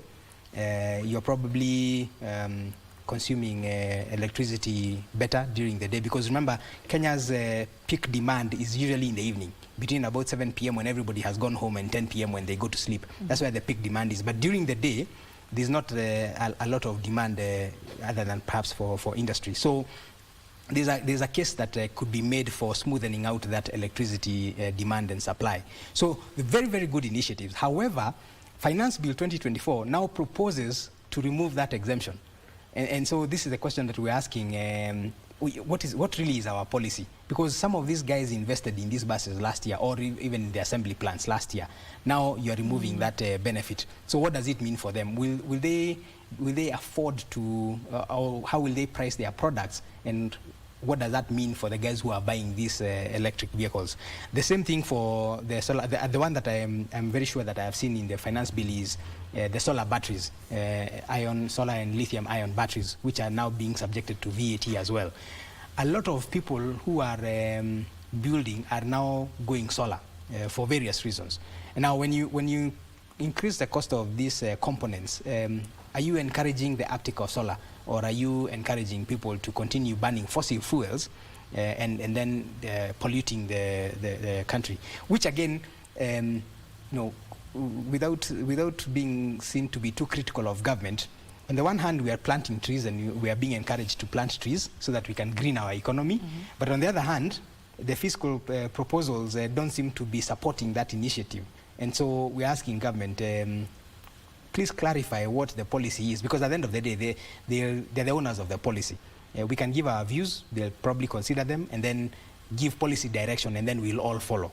So we're just asking for that policy consistency, so that we are not seeing, you know, incentives introduced in this year, before we even measure the impact, it's been reversed.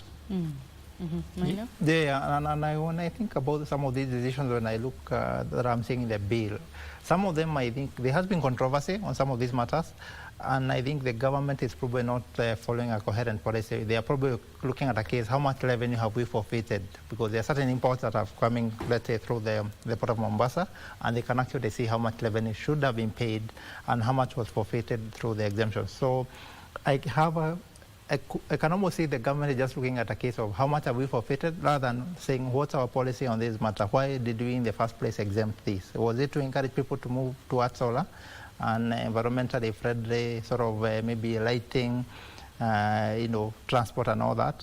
They are probably just looking at a case of how much revenue have we lost, how much can we collect if we impose this VAT, forgetting that some of these taxes that are going to be introduced could impact indirectly now, let's say, an investment. I know there's an EV company that has set up a plant to just assemble in Kenya. Now, this introduction of taxes will obviously affect the cost of the final output. So having at least a time frame, because you can't introduce an exemption 1 year and 1 year down the line you've repealed. Someone has made an investment that is long term. So just have some form of, you know, some planning, that is some form of policies that are able to, that enable someone to plan in terms of the investments. Yeah. From what you're talking about, gentlemen, it seems like there are a lot of things that are coming before their time. You know, it's too early for some of these taxes, and it almost looks like the government is desperate to grab taxes, you know, from everywhere, from every possible avenue. So if you were to talk to Ruto and the Parliament, the people drafting these policies for us, what would you tell them? Well, I think there are quite a number of things that we would tell them, Betty. But for me, before we even look at the expenditure, how we are raising the money through taxes, I think we really need to rationalize the expenditure, because if we have got less strain in terms of the expenditure, it means then we can the little that we are collecting in terms of taxes can be properly applied, and we don't, for example, have to borrow more. And by government not borrowing more, it means that the private sector is able to access credit.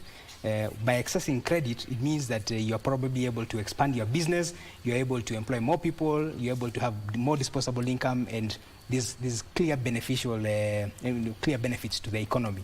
So that's the first thing from an expenditure side. From a revenue perspective, I would definitely agree in terms of the tax-based expansion. There's need to ensure that as many people as possible are paying their fair share of taxes. Not more than they should be paying, but their fair share of taxes. And we've seen that initiative being introduced through the electronic tax invoice management system, e-Teams, so that everybody is now then visible to Revenue Authority as far as tax administration is concerned. Those two, Betty, I think would help a lot in terms of where we are as a country. Reduce your expenditure and then get as many people as possible to pay their fair share of taxes. And once you've got that, then we can discuss about the tax rates coming down. Because if we're talking about maybe 7 or so million people who are paying taxes and you're collecting 2.6 trillion, or the target is to collect 2.6 trillion, what happens if you double that number? If you double those taxpayers to say 10 million, and you're able to bring in an additional, say, 1 trillion, then we have a balanced budget as a country. We don't even need to borrow. Right. And we start thinking about how we are going to create our sovereign wealth fund, how we are going to ensure that our children do not inherit our debts. And there's something in law they call intergenerational equity. You're not burdening the future generations through your reckless spending. Right, very important pointers there. Maina? Yeah, so for me, I would say, as a patriot and as a Kenyan, I would say I would be very happy if Kenya will become the hub or a case study for a successful country in terms of, ensuring that our economic policies lead to prosperity. But one thing that I would urge the government to do is, yes, 5 years is a very short time frame to implement some things. So I would look at a case where they try and ensure that, yes, the intention is good, but let them do these things in a phased approach. Let them not just focus on one end in terms of collecting taxes, forgetting that, that's a very short period of time. Let them give people time to accommodate the additional taxes, and then over time, additional taxes can be introduced, and then you don't have to have it all. Even at a human level, you can't have all at the same time. At times you have to. There are certain things you have to postpone, you have to defer. So let's have a phased approach where we're able to achieve certain things, and then others can wait maybe a year or two before implementing them, so that at the end of it all, over 10, 15, 20 years, we have a country where everyone is proud to be a citizen, and you actually feel the benefit of what you've done over time. Awesome. Thank you very much, gentlemen. I will take those as your closing remarks. We are out of time. Yeah. I have been speaking with Robert Wariro, a partner at Ichiban Tax and Business Advisory LLP, as well as Robert Maina, a member of East Park Public Finance and Tax Committee. We have talked about the upcoming 2024-2025 budget and the Finance Bill 2024, the taxes therein, and what they mean for you. My name is Betty Kiptum. I would now like to hand you over to Taita, Taveta County, where there is the first graduation of the Taita Taveta National Polytechnic, and our team is on standby there. I see Junei Karisa there on standby. That is happening in Voi. Junei Karisa, take it away. Good morning, Betty Kiptum. We are coming to you live from Taita, Taveta County. We're in Voi, and today we are at the Taita Taveta National Polytechnic, where it is a monumentous occasion for them. It's a significant milestone, as this is the first graduation that they will be doing for the graduates. 1,002 graduates, I understand, today will be graduating. This is a significant milestone, as they have been upgraded from a technical college into a national polytechnic, and therefore the TVET courses that are being offered here are of top notch and are assured that a market-driven courses, so that the graduates, of course, can be able to equip significant knowledge to ensure that outside, when they step outside, they can be absorbed into the job market. I'm joined by the registrar of this prestigious school, just to give us an overview of today. Why is it significant? To tell us more about this National Polytechnic, how it began, and today what they hope to achieve. The chief guest here was expected, the PS for TVET, Dr. Esther. However, she has sent a representative to oversee the graduation, but there we are continuing the celebrations that started like 30 minutes ago, and of course it is a jubilant mood here for the graduates. It is again a significant day for them as they embark on this journey. Karibu sana Bwana Registrar, just tell us your name and tell us a brief history of what this college, how it came to be. I understand you are the center of hospitality and tourism courses, and not only here in Taita, but of course the whole country in terms of TVETs, and you pride that yourselves. But just give us an overview first, and then we continue. Thank you. Today is a very important day where we have received various guests all over the country, including our dear graduates, and we are happy to welcome them for this dear occasion, for the first graduation ceremony, which is taking place today. And Taita Taveta National Polytechnic has been there since 1981, which was started by 9 founders. And now it has grown to be one of the most prestigious institutions where we attract students all over the country. Today we have over 3,000 students which pursue different courses, from engineering courses, business courses, ICT courses. We have liberal and so many other courses, including hospitality, where we are the center of excellence in tourism and hospitality. The college has grown in different ways, where we have training equipments. We are fully equipped. More especially, we've gotten support from the government and from all other stakeholders, which have made us to grow further. We train students in, we have various engineers who have excelled in the Republic. And again, we have others who have given support to the existing student as we are talking today. Today we have 1,002 students who are graduating, and we are wishing them all the best as they join the rest of Kenyans and as they join the world market. These are students who have been equipped well. They have all the skills, and we hope for the best as they graduate this day. And we also congratulate the parents who have given them support. They've been paying fees and giving them various support. Thank you very much to our dear parents and different stakeholders who have given support to our students. Thank you very much. You mentioned that there were founders of this institution. They bought, is it 42 acres of land, and they saw it fit to start an institution of learning since 1981. How has the response been from the local community as well as the country? You said you're attracting students from across the country, but how has the response been in terms of students streaming in and their perception towards education? Okay, thank you. The local community has given us full support, including the local leadership, the MPs, the governors, the MCAs, and others, including the locals, the surrounding community.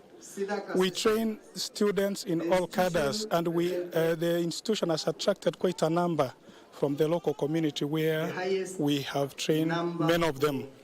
And the founders, we appreciate that they gave us 42 acres of land, which we have done so many activities, including agriculture, including different resources which help us in training students. And we are very much happy. There are only, among the 9 founders, only Engineer Kitololo is the one who is existing today. And we appreciate so much to this old man for the work they did from 1981 up to today. Thank you. The institution is keen to ensure that the graduates are being absorbed in the job market. Have there been any partnerships with the institution, with other, for example, in the hospitality industry or any other institutions or workplaces where you can help some of them who have performed well with distinction or any other cadre to ensure that they are absorbed in the job market? Yes, thank you. We have partnered in various ways. We have partnered with various stakeholders, which includes the nearby hotels. We have extended in Mombasa. We have extended also in Nairobi and different areas, whereby we are training different students, and more especially the introduction of RPL. TVET courses needs students to be trained in the industry, something which we have embraced so much, more especially when we join the CBET courses, and we are extending further to encourage the industry to join us, such that we attach students and they get the real skill in the industry. Of late, we have also extended training, also partnered with the vocational institutions within the TVET vocational, more especially we have Ngwata, we have VOI, TVC, and so many others which we have partnered with. We have Tech, which is our partner also, whereby we are training. Today, we are going to celebrate also with 11 students, which we have worked closely with Tech, and they are among us the team which is going to graduate today. Thank you. Also, we are in the budget cycle right now, and budget estimates are being given. As an institution, where are you at? And I have just learned from your brochure that you are in need of more teachers, more TVET teachers, even though you have outsourced personally for others. But in terms of TVET's management in the budget cycle, what kind of appeal can you have to the government? Fine, the government has given us support. We appreciate for that, but we are also requesting for the government to keep on supporting us, more especially the trainers. We have 82 trainers currently, and we need men to assist because the enrollment is growing. So we are appealing to the government to support us, and also we need also other resources which maybe might appear in the principal's speech, which we have highlighted, and they might help us so much such that our students can be able to have a conducive environment in getting the skills which they require. However, overall, what exactly do you need capacitation from? Capacitation to be increased or to be looked at? Is it the staffing? Is it the buildings, the classrooms? What exactly do you need help from the government? We need lecture rooms as much as possible. We need, because our students move up and down. Our bus had an accident, and it was written off. We also require a bus which can help students to get the skills, more especially in the industry when they are moving up and down. We also need the classrooms, where we have very few classrooms, since the government has given support, because they place students through KUCCPS, and most students are cropping in, and we need to expand further. So we need more training rooms such that we can be able. We need also to expand in labs. So we are requesting, or we are appealing to the government to give us support in those areas such that we can be able to grow. Indeed, this is an institution which has attracted many, and the government, of course, it has given us support, and we appreciate for what they have done. Thank you. In terms of the curriculum also, how has it been so far? Do you think is okay? What are the employees out there talking about? Are they satisfied with the examinations that you guys are giving out? Or what is their review in terms of after they have gotten their certificates and them going out of the job market? Okay, we appreciate so much because the government has invested so much, more especially in the TVET, which the industry has really getting involved, because now whatever we're introducing currently, we're introducing the curriculum which has been given full support by the industry, and that's what we are implementing currently. That's the TVET courses, and the curriculum, in the curriculum implementation, we have qualified personnel. Those are our trainers who are doing very well, who have gone through different trainings. Recently we had TVET, which trained all trainers, including those ones are employed by PSC and those ones which the institution has employed us under the board. And those trainers have been given full support by the institution and by the government in sharpening the trainers. Finally, as we wind up, to your message probably to someone who's looking into coming to the National Polytechnic, why should they come in, and what prosperous, what prospects do they have once they join the university? What is the university assuring them that in future that they can have as we wind up? So the goodness with TVET, these are hands-on courses, and the progression of our students from ADSAN to certificate to diploma and to the college, to the university level, this is what everyone has impressed. And we are encouraging students outside there, more especially those ones who have done Form 4, such that they can be able to join Taita Taveta National Polytechnic, such that they can get the required skills which the industry needs. The growth progression, this is a structure which has been given by the national government, and the growth is known. The structure is known, and we encourage students to join such that they can be able to learn. Thank you so much. That is the registrar of the Taita Taveta National Polytechnic here in Voi in Taita Taveta County. We are here for the first ever graduation since the technical, formerly known as the Coast Institute Technical College, since it was upgraded to a national polytechnic. 1,002 graduates will be graduating today, and of course the TVET Principal Secretary has sent in a representative to ensure that these graduates get the momentous day, the momentous movement of the day. And of course, we will be live streaming once we hit the top of the hour. Of course, we'll give you this event live from KBC, so we urge you to keep it here. But from Taita Taveta County, from me, I hand it back to you, Betty Kiptum, in studio, as we listen in from the speeches that they are currently ongoing as we await until we start the live stream from this institution. Back to you, Betty Kiptum, in studio. Upgrading to National Polytechnic status. They have also reviewed 38 policies to upgrade from the status of Coast Institute of Technology to now the Taita Taveta National Polytechnic. And we are ready and waiting for the Polytechnic order, but as we wait, we have actually already started operating as a National Polytechnic. Of course, our chief guest with your shield.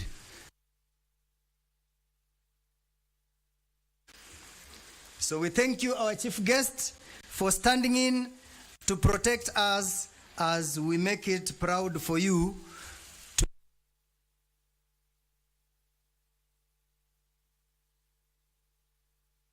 for the world. And I believe with the kind of quality training we are offering, we shall have our space in the globe as Taita Taveta National Polytechnic. Of course, not with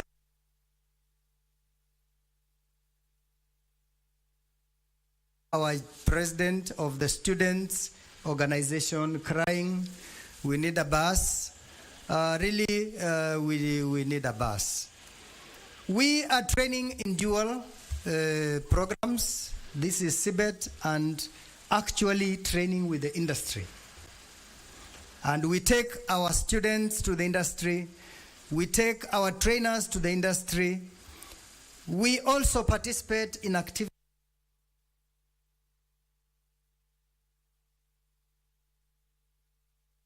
training. We have to collaborate with the industry, and we have actually tried our best to establish frameworks of understanding, signed memorandums of understanding.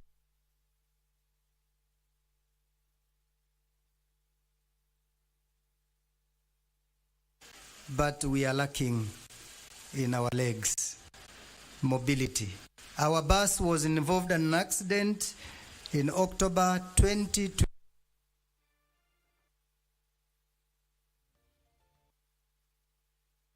For a bus, now we are requesting for buses. We are a national polytechnic. We need mobility to perform the way you expect us to perform, sir.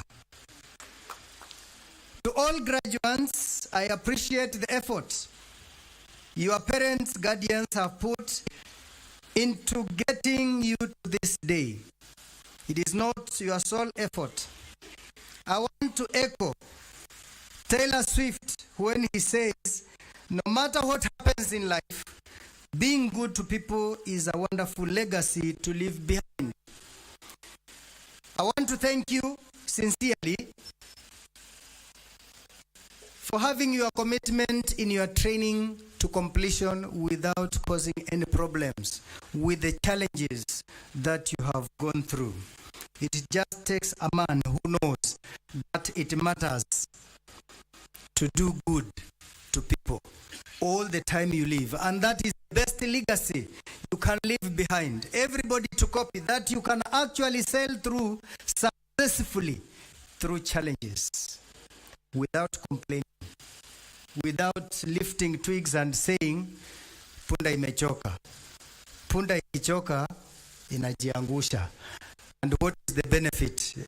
The loss is for the punda kwa sababu itapata majeraha, and those who are leading the punda because they will miss the luggage. But who gains? Nobody gains. Good legacy is to persevere, to highlight on challenges, but forge ahead to make a successful champion. Congratulations again. I want also to quote Martin Luther, who said, the function of education is to teach one to think intensively and to think critically. Intelligence as character. That is the goal of true education. I will repeat that.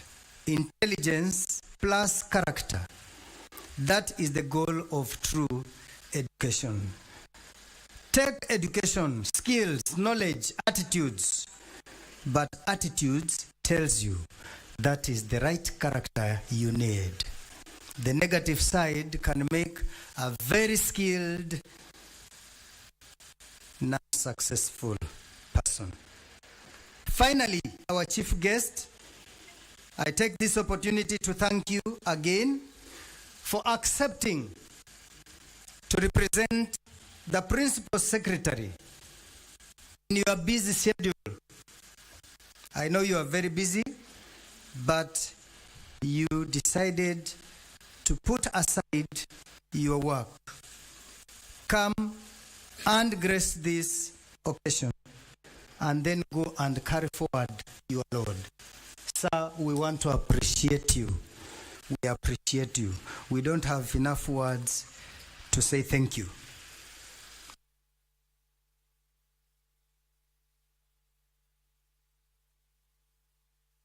Including our partners, CICAN, Young Africa Works, all other partners, the tech,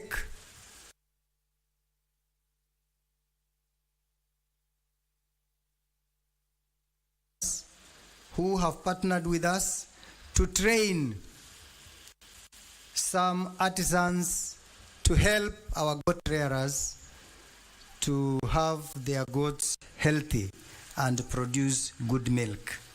We have enough good reports to give you, sir, but because of time, we shall say, mwenye macho haambiwi tazama. Welcome, sir.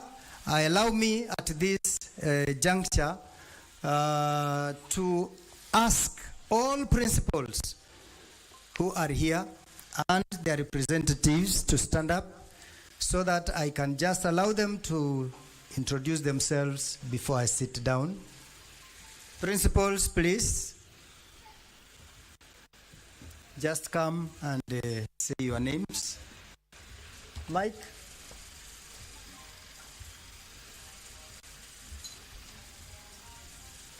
Very fast. Pass the baton to the next speaker. Our chief guest. Mike.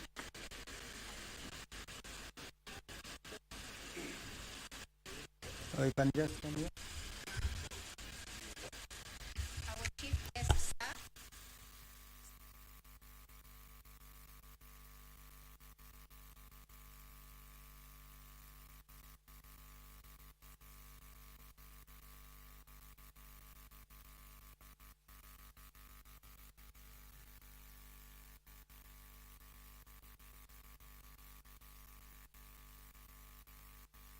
Introduce the rest. Our chief guest, sir. Our regional director, TVET. All protocols observed. Good morning. My name is Hafsa Saif, Principal Godoma Technical Training Institute, and I'm here representing all the Kati principals in the Coast region who are busy in the interviewing of recruitment of Public Service Commission trainers. Thank you so much. Please, your name, your institution. Okay, our chief guests, all dignitaries present, allow me to recognize all protocols due to time factor. Good afternoon. I'm Madam Pauline Dekamamboleo. I'm the Principal Manager, Voi Vocational Training Center. Our chief guest, sir, my name is John Kungo, representing Principal Kinango TVC Kwale County. Thank you. Our chief guest, sir, I'm Eunice Mirengo, Registrar Kenya Coast National Polytechnic, representing our chief principal. Yeah, good protocols observed. My name is Peter Chief Omwenga, former teacher here for about 15 years. I'm happy to see this college being upgraded from the institute to the National Polytechnic. Can you clap for ourselves, please?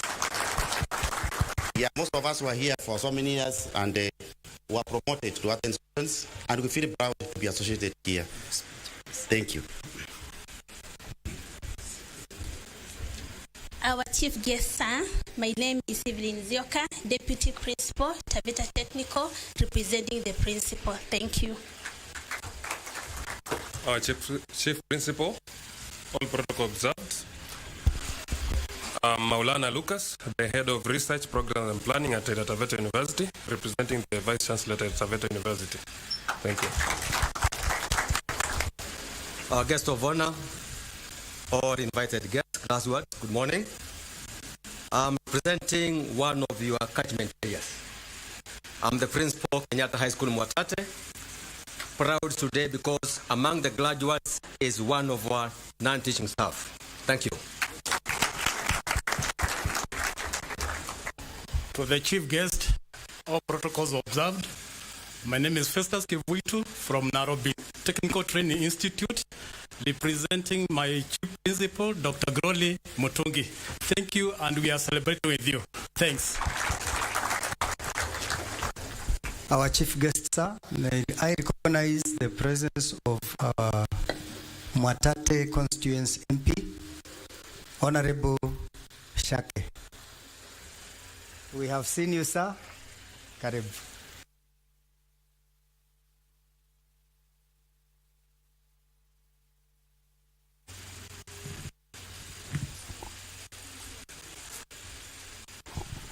thank you, our Chief Principal, Bwana Stephen Ngome, for your speech and the wonderful remarks.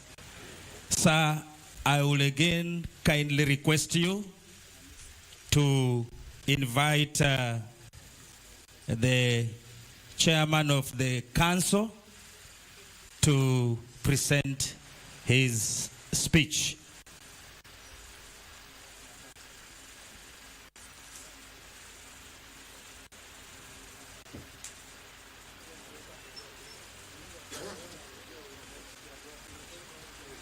Chief Principal, sir. Thank you. Let me take this opportunity to welcome our chair of the Council of Governors, Taita Taveta National Polytechnic, to give his brief. Karibu sana, sir. Asante sana, Bwana Principal.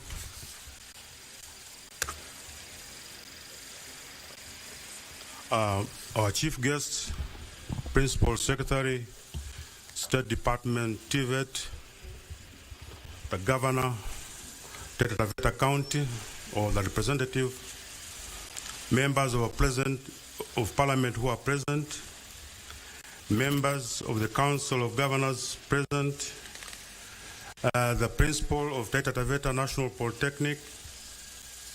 Good morning, ladies and gentlemen. I'm Danson Mgenyi Waresha, the Chair of the Governing Council.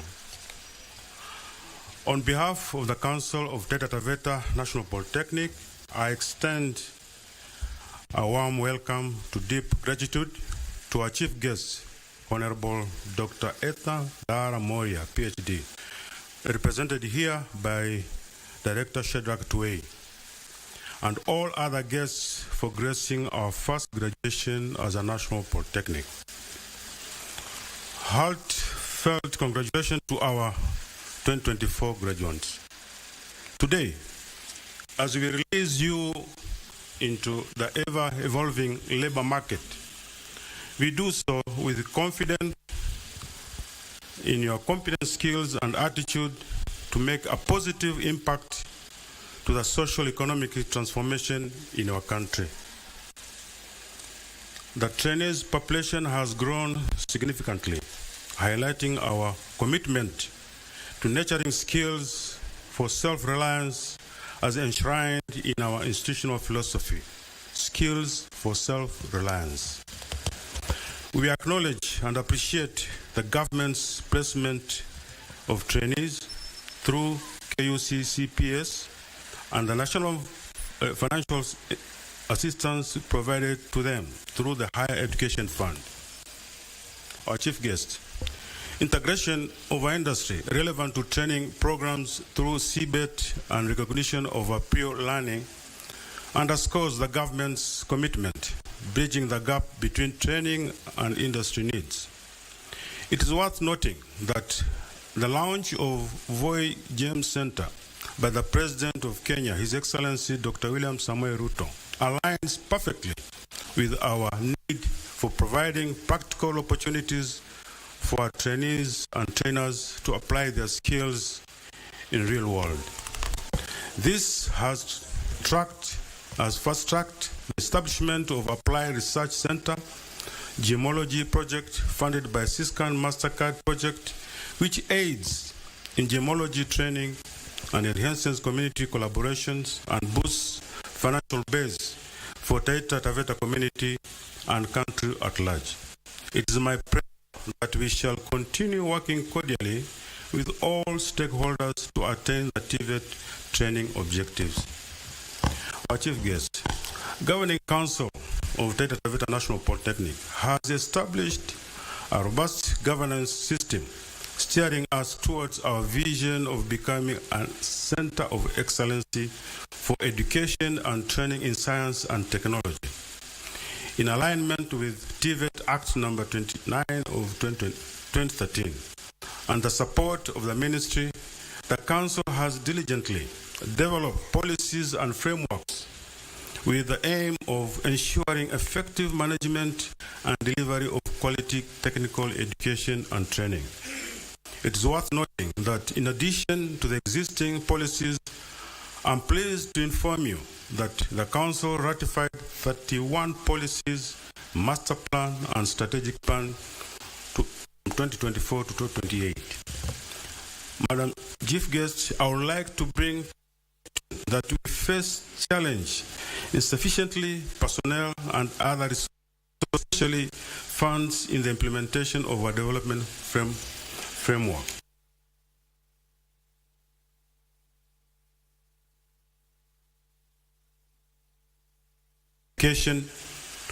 To deploy PSC trainers in TTNP and for continued financial support to enhance our infrastructure and training. Modernizing and expanding our facilities will accommodate the growing student population, especially now that we are national polytechnic.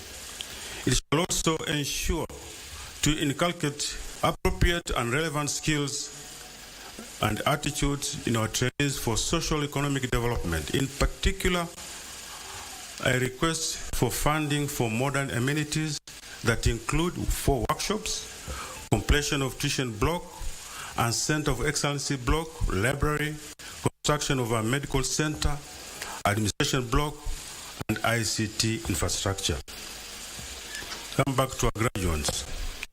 I applaud you for your earned accomplishment. We are confident you have acquired the requisite skills and attitude to navigate the evolving landscape of the global economy. Embrace lifelong learning, for the engine of development is enshrined in innovation and technology acquisition. Here I say, even when it is not broken, still improve it, because that's how the world is moving. You don't wait until you break it, or it's broken, then you improve it. You improve it even when it is not broken. Create partnership in your profession, since they are in strength in numbers. Endeavor to be a life ambassador of TTNP, for I believe it has shaped your future positively. TTNP remains committed to realization of the TVET objectives as we embrace skills-based training for youth social economic transformation. May the Almighty God bless and guide you towards a bright and prosperous future. Congratulations once again to the 2024 graduates. Asante sana, Mungu awabariki.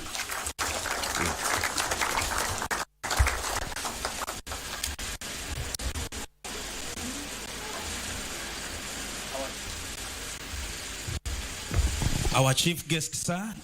Next, I wish to invite our chief principal to invite the county commissioner county commissioner or his representative or county director TVET. Welcome, sir. Let me. You need to invite people.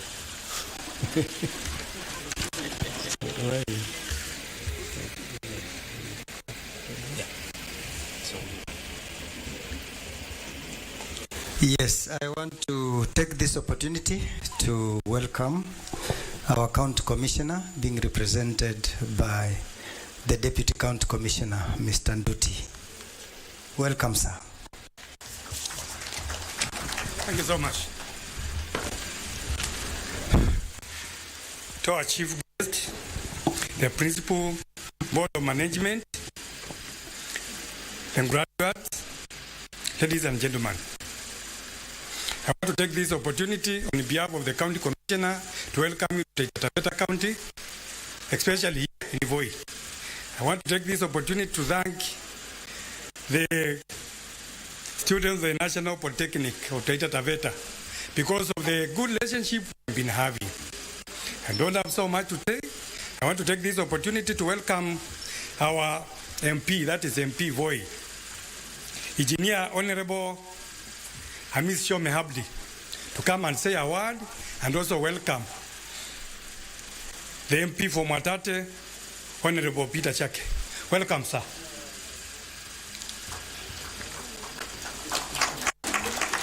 Tuwapige makofi. Wengine wetu hao ndio wametulipia fees. Welcome, sir. Karibu. Asante.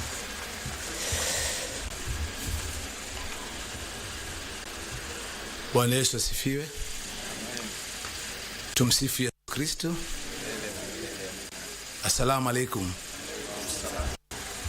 Good morning, everyone. Oh, sorry, good afternoon, maybe. Before I start, and because I'm the resident MP, I'll take this opportunity to invite my brother, Honorable Shake, to speak to you, and then I will give my remarks. Thank you. Mheshimiwa, karibu.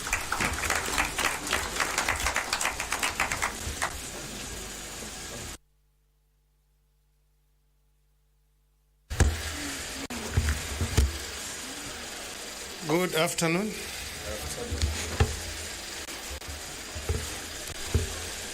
To the chief guest and all protocols observed, my names are Canon Peter Mbogo Shake, and by the grace of God, I'm the MP Mwatate constituency. First of all, let me take this opportunity to congratulate the graduates.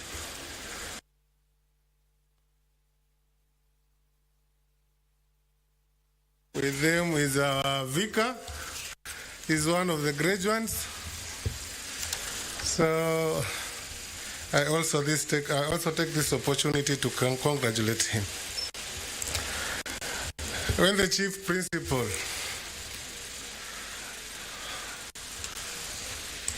was introducing the MPs, I think you heard him say the MP of Voi and others. I'm one of the others. But apart from that, I feel honored because, you know, Voi is a very special constituency. It's the only constituency in Kenya which has 2 MPs. The only one. Me and my brother Chome here. So I feel like welcoming you to this very unique constituency. Let me take this opportunity also to say that as an MP of Mwatate, we have partnered with this National Polytechnic because we've pumped around almost 1 million shillings in terms of bursaries to our children here. So I also feel honored for that. When I was sitting there, I want to be very brief because of time. Our chief principal was talking about legs. That the Polytechnic has got no transport, hasn't a bus. And I was murmuring with the MP there, asking him, now, what are we going to do about that? Because this is our national Polytechnic. What are we going to do? Then I think we had agreed on 1 or 2 things. Maybe when he stands here, he might say it. But I think that might not be a big problem because this Polytechnic is for all of us in this Taita Taveta county. So if at all we can partner with this constituency, Mwatate, plus even now you, I think it's very easy to get a buzz out of that. So finally, let me just take this opportunity to thank and congratulate the graduates.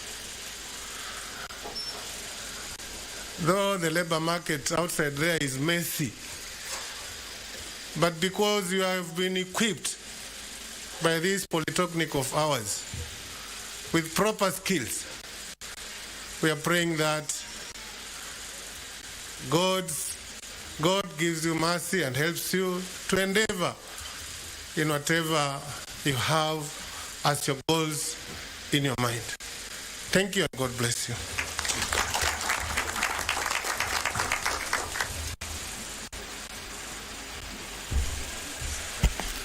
Thank you, my brother, and our chief guest, Bwana John Kiplagat Tway. I hope I got your names right. Before I go on, I'd like to give apologies from Honorable Mwaruma, our senator. He is indisposed and he could not come. And also bring apologies from Mheshimiwa Mwashako. Mheshimiwa Mwashako is in the budget committee and they're visiting the country, and therefore he's representing us elsewhere. Mheshimiwa Bwire also sends his apologies, and through the representative of our women rep, I also convey the apologies from them. Otherwise, all of us should have been here. Our chief guest, I would like to congratulate the graduates first. This is a milestone, and you will go into the annals of history, being the first lot of graduates from this national polytechnic. And when you stand in front of Wasomi, both here and here, then I'll also try to quote something. And I'm quoting Confucius, who was a great Chinese philosopher. He lived from 551 to 449 BC. And he said, the essence of knowledge is having it, to apply it, and not to have it to confess your ignorance. So you have knowledge. I beg and I request you to go out there and apply it. The best you can do, this you've been said by all these trainers and your leaders here, but go out there and apply the knowledge.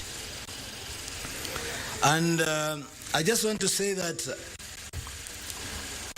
as the MP for Voi,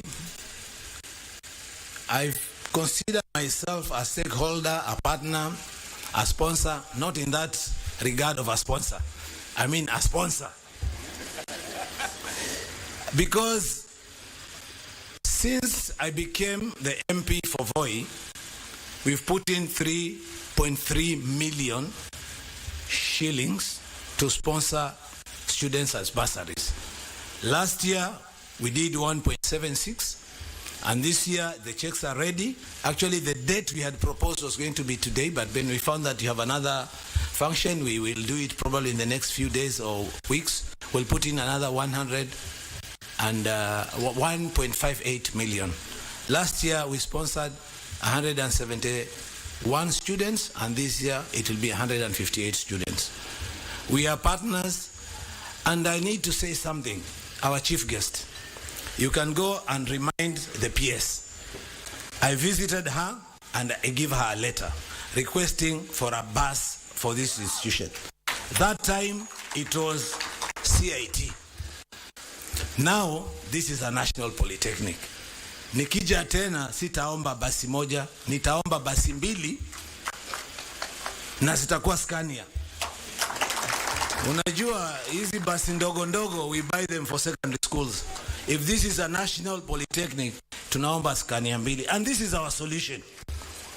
Tomorrow we are having the Budget and Appropriations Committee visiting this county. They will come to Undanyi. Kindly, this polytechnic, send a representative and we will apportion that money in that city. We've discussed it with Mheshimiwa Shake. I'm sure we will convince the others, because if we give money to this institution, we've given to the whole county, and therefore we will not be arguing about it. Then we can start arguing about water, roads in each of our sub-counties. But for that one, we are agreeable, but the request has to come from the institution. Please, if we apportion that money, we'll give it directly to the ministry and to the State Department. Hopefully, it will find itself back here. Through that, we should be able to get one bus. And then we will sit another one and say, if each constituency give a portion of their CDF, we probably can get another bus. Na yule atakataa tutamtangaza mchana.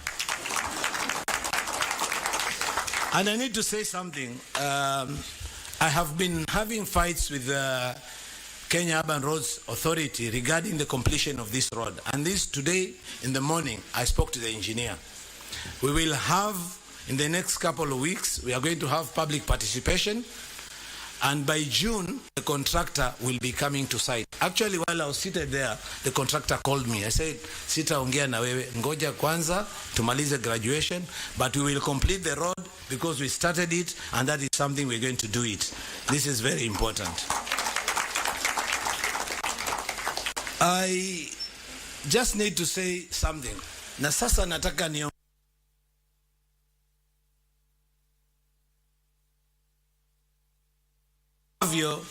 hiki chuo imepata, sikusikia makofi. Hebu pigeni makofi ya all the achievements that wazazi. Hiki chuo kimekuwa number 1 Afrika, sijui kinapeleka watu kupigana ulimwengu mzima, lakini makofi yanatoka ni yale ya kama wameshinda tu hapa Sofia Town hapa. Nikaona nitaongea Kiswahili, but I want to tell you something. I've just come from training. Last week I was in McGill University, and the next frontier this world is going to is artificial intelligence. Please, I beg the State Department, and I actually beg this college, please invest in artificial intelligence, because that is the next frontier where the world is going. Let's equip our graduates, the ones that are coming. I'm sure you are very good. In order to be able to get that achievement, you must have done very well in that. And I complete by saying this. I'm very pleased to see Taita, Taveta University, the representatives here, and please strengthen that partnership. This National Polytechnic is a premier institution in this county.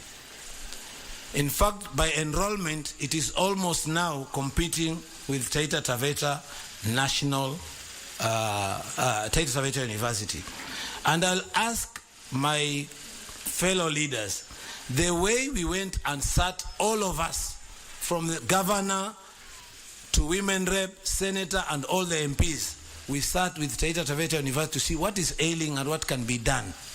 Let us look for that opportunity to come and sit here and give this National Polytechnic the respect and the recognition it deserves, not only in this county, but in the whole of this country. Wazazi, walezi, wa sponsors, graduates, mimi nachukua nafasi hii kwa shukuru, kwa uvumilivu, na nashukuru Mwenyezi Mungu kwa siku ya leo, na nawaombea mafanikio katika maisha yenu yanayokuja. Hapa katika our graduates, I'd like to specifically recognize 2 people. My good brother again, Reverend Mwasi, and actually my office manager, Gideon Singwa, is one of the graduates here. A few others. Kwa hivyo hongera, mnaona hata mimi na support education. Asanteni sana, Mwenyezi Mungu awabariki. And Chief Principal, sorry for taking too long, but this is the first time, this is the first graduation. Even me, I'd like to go into the annals of history. Hata siku hii na mimi niliongea, sikusalimia tu.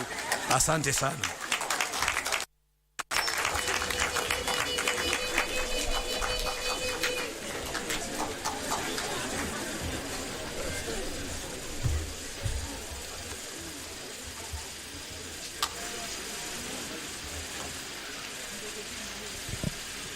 Asante sana mheshimiwa wetu, baba wetu wa karibu sana, mheshimiwa Abdi, asante sana. Hizo basi tunazihitaji baba, na tunajua ukiwa mbele tutazipata.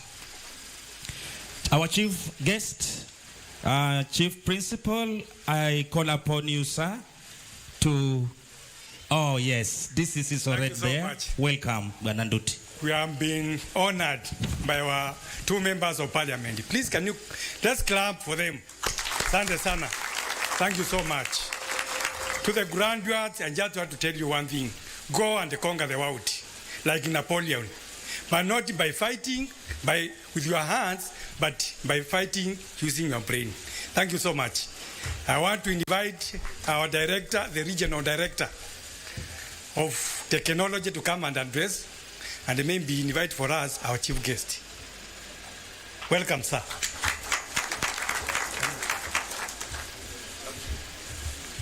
Asante sana, County Commissioner.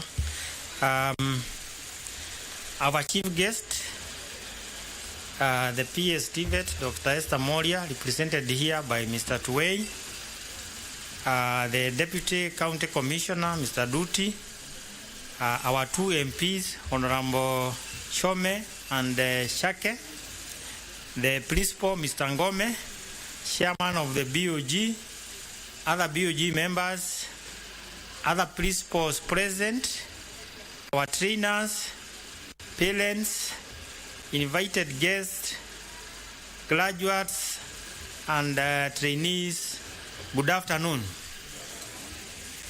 First, I want to welcome our chief guest to Coast Region and specifically to Taita Taveta National Polytechnic for this important occasion. We are privileged to have you here today despite your busy schedule. We are gathered here today to celebrate with the graduates their successful completion of training in various courses which have prepared them for their life ahead. In Coast Region, we have 18 operational TVET institutions under the national government. In Taita Taveta County, we have 4 TVET institutions. These are Taita Taveta National Polytechnic, Mwatate TVC, Umingu TVC, and Taveta TVC. Taita Taveta National Polytechnic is the second largest TVET institution in this region with a wide curriculum and a large population of trainees. It is strategically located within Foi Town, where students and trainers get affordable accommodation. Taita Taveta National Polytechnic was upgraded into a national polytechnic last year in recognition of the role it plays in the TVET space at the Coast Region and the country at large. Due to its strategic position and having a big compound, it is used for most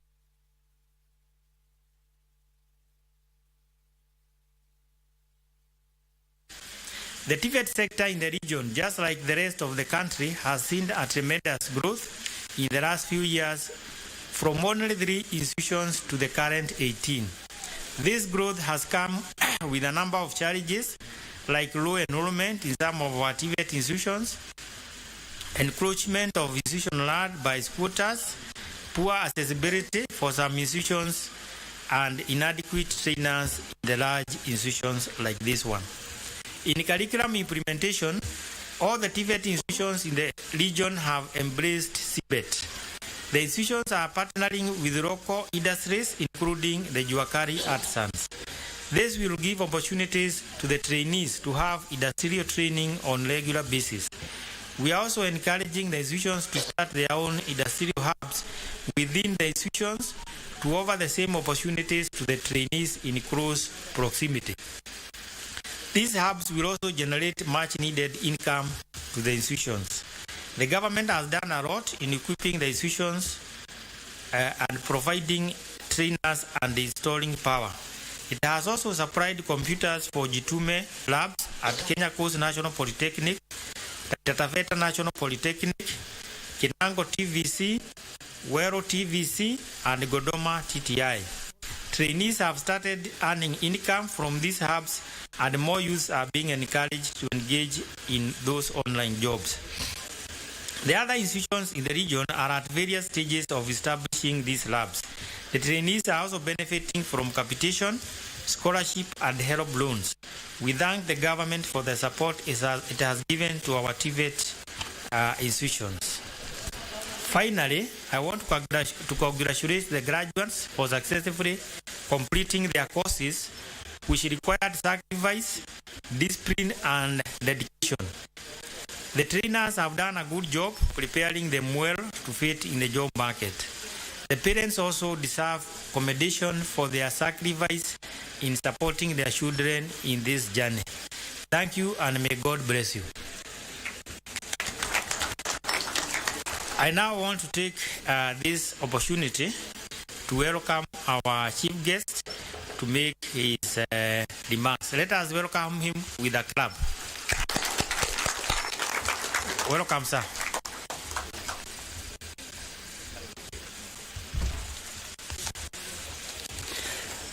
Thank you very much, Bwana Mwangi. First and foremost, I want to say that I would like to ride on the protocols already established, and first to recognize and congratulate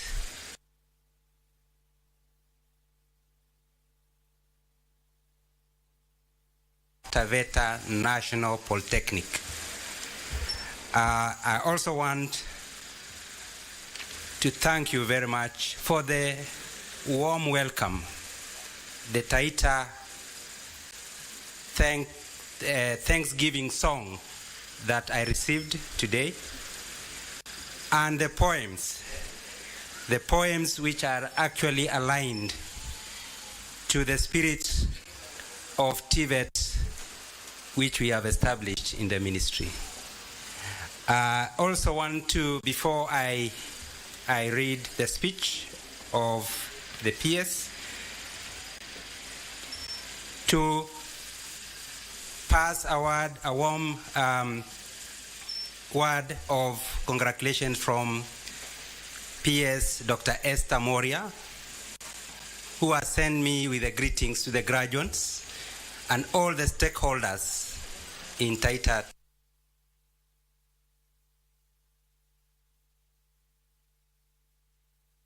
The two MPs, and also the other two MPs who have not come here, because I know in December we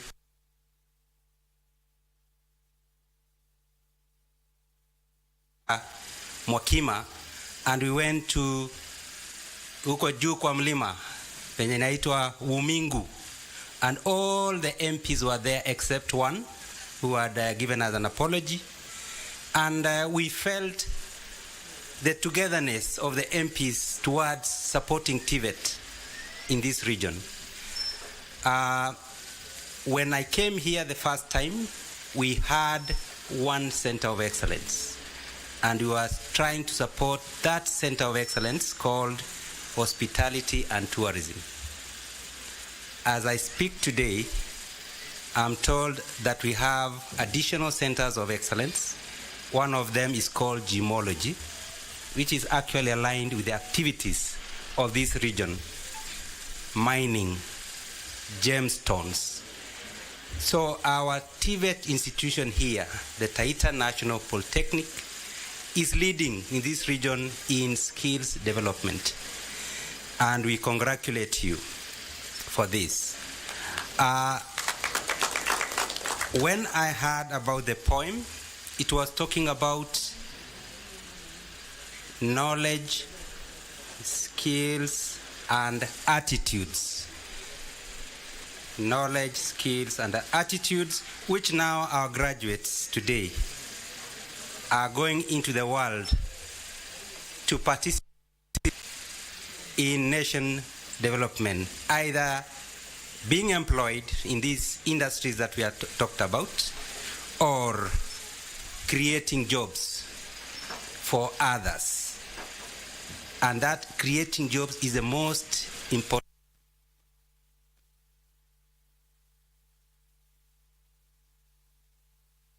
I also want to quote His Excellency the President of the Republic of Kenya, when he was in Nyeri handing over the torch, the TVET torch. The principal has talked about celebrating 100 years of TVET in Kenya. And when he was handing over the torch, he said, if education is the key, if you heard, then TVET is the master key. And the two, skills and knowledge, the most important thing that drives those two graduates as you go into the world of work is attitude.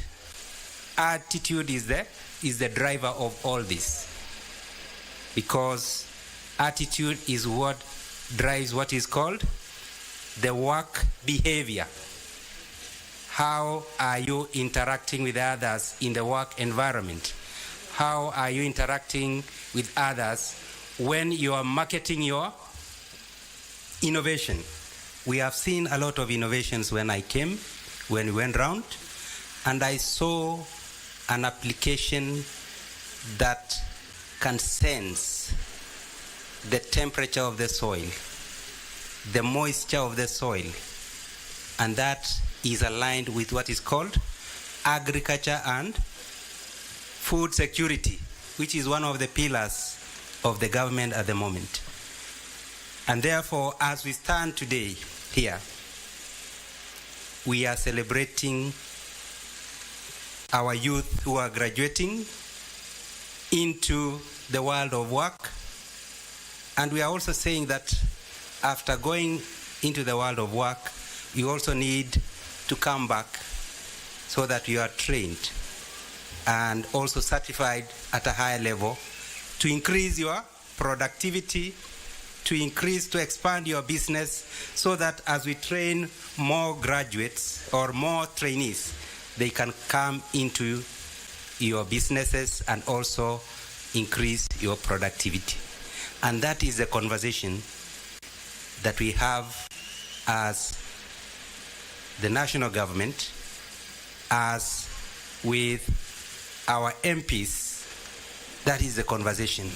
Yesterday, we were with the PS and appearing in Parliament, and the questions the MPs were asking was, how is our TVET in terms of access? How is our TVET in terms of quality? How is our TVET in terms of equity? And I'm very happy to see how inclusive Taita Taveta National Polytechnic is in ensuring that no one is left behind, including persons with special needs, including, I've seen international students. I'm very, very happy. See international students here on an exchange program in hospitality and tourism. I've also seen the partnerships in terms of goat rearing. Those are value chains, agricultural value chains that will ensure that we train on the value chains and we also employ along the agricultural value chains. That is what will make sure our country moves forward. Artificial intelligence, which Mheshimiwa has talked about, is the edge-cutting technology which has come. And the student leader talked about they need more Wi-Fi or internet hotspots. We need to agree that we are in the fourth industrial realm, where we are talking about artificial intelligence applying. And I remember the president of Uganda in a conference 2 weeks ago talked about, what are you using computers for? Computers will make sense if you link computers to agriculture, computers to all productions. And that is what's going to drive us to the next level. So I don't want to talk much because the ceremony is big, and we are ready to listen to what our graduates have received and also give them power to go into the world and create change. So I want to say that, and I want to answer and say that for the prayers that we have made, Mheshimiwa has talked about ensuring that we get 2 buses. And I've worked my mathematics and I saw that one bus is 21 million.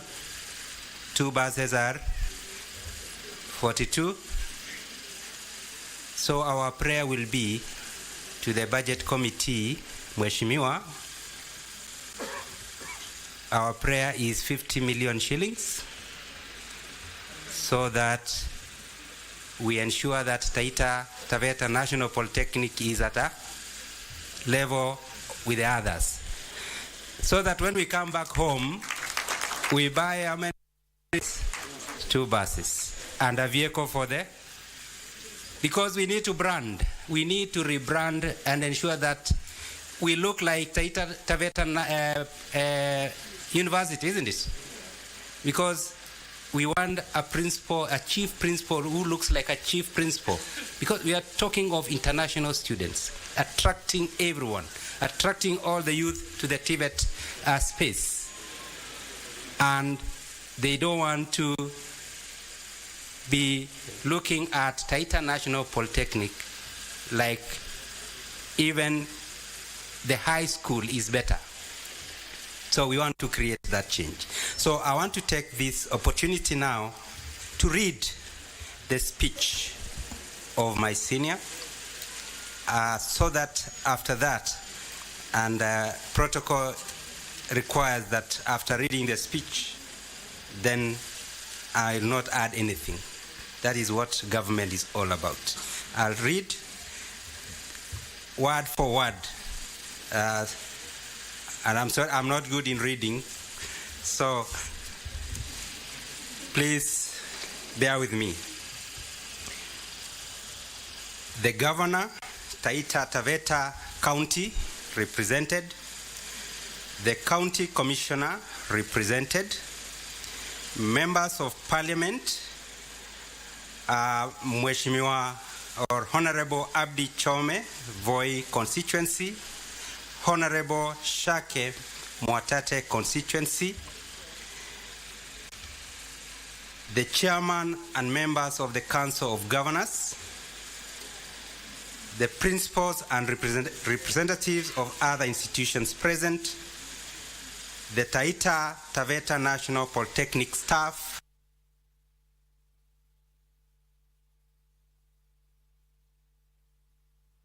graduates, distinguished guests, ladies and gentlemen, good afternoon.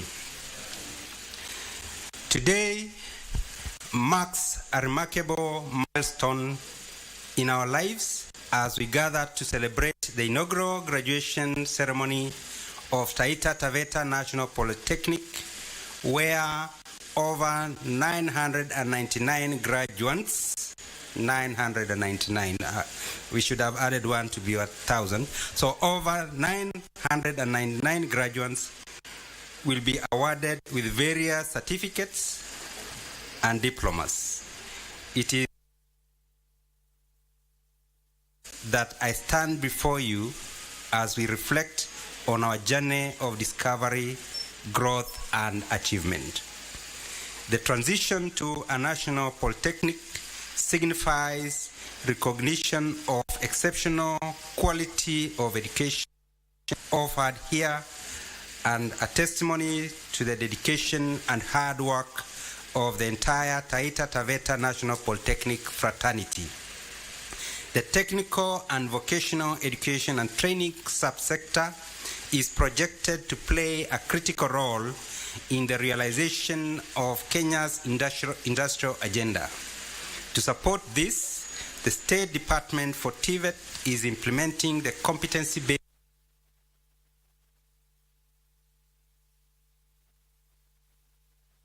order to ensure that the youths graduating from TVET institutions are competently trained and equipped with relevant industrial skills and attitudes to spur the growth of socio-economical levels of our country.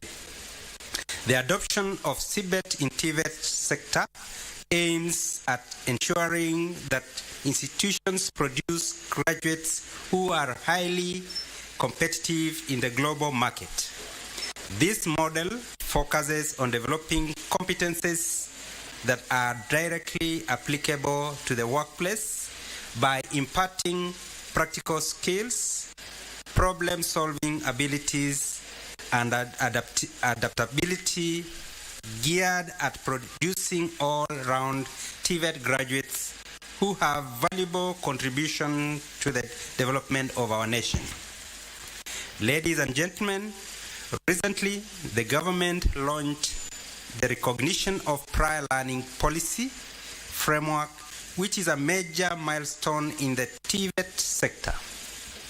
I'm glad that the 38 Taita Taveta National Polytechnic trainers are trained and certified as recognition of prior learning practitioners shall be part of this transformation. This shall aid in ensuring that relevant skills and attitudes are tapped and utilized in a structured manner from across all sections, levels, and sectors. It is also laudable that the launch of RPL happened at a period when the TVET space is celebrating 100 years in TVET. In realization of the government's digital superhighway and creative economy agenda, the government has deliberately distributed virtual desktop infrastructure to Jitume labs in TVET institutions across the country and has trained trainees in digital skills for digital jobs. This initiative is timely because many trainees who will go through this training will have an opportunity to access online jobs to improve their financial status. So receiving 50,000 per month as a student has propelled some of us to self-employment, and I'm not worried that they ran away. They went to Undanyi, they went to all the far-flung areas to take the money and spend there and ensure that the economy is improved in those regions. So, Bwana Principal, don't be worried. They have gone into the economy. In an effort to improve quality training and service delivery, the government recruited 1,300 technical trainers in the last financial year and is currently carrying out interviews to recruit another 2,000 technical trainers, which is ongoing throughout the country. And that answers the chairman's concern and the president of the Council of Students that we are going to give you a number of trainers to add to your training faculty. Furthermore, the State Department has continued to ensure that TVET trainers are retooled and capacity built continuously to meet the evolving needs of industry.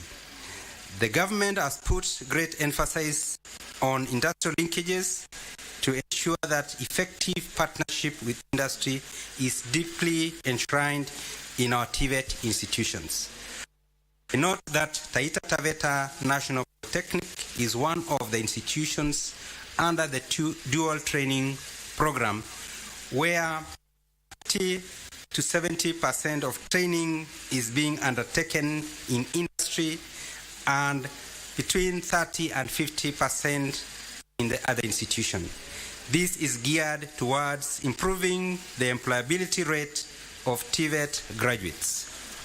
Ladies and gentlemen, in appreciating the heavy investment by government in the TVET sector, we encourage TVET institutions to ensure optimal utilization of the state-of-the-art equipment at their disposal to provide quality training, support manufacturing, value addition, and expand the proceeds from the income generating units.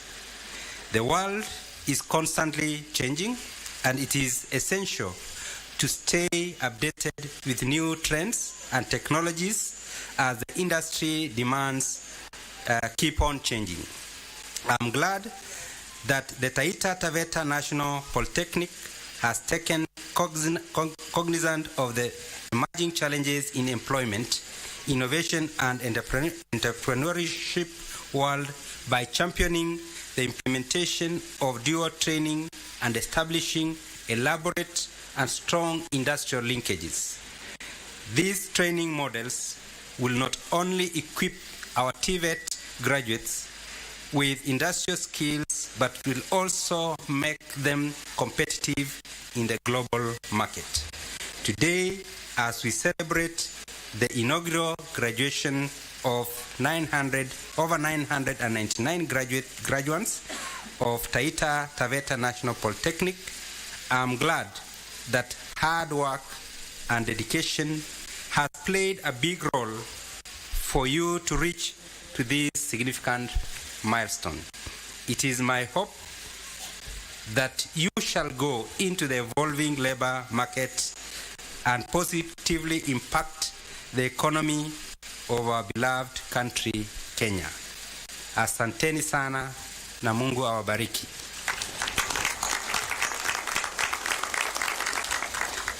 So before I close, the prayers that were made by the president of the student body, the prayers made by our able council chair and our partners, the MPs, I'm going to go with them to the PS, and when Mheshimiwa and fellow Waheshimiwa comes, you're able to discuss so that we ensure that the Taita National Polytechnic is at par or even better with the other national polytechnics across the country.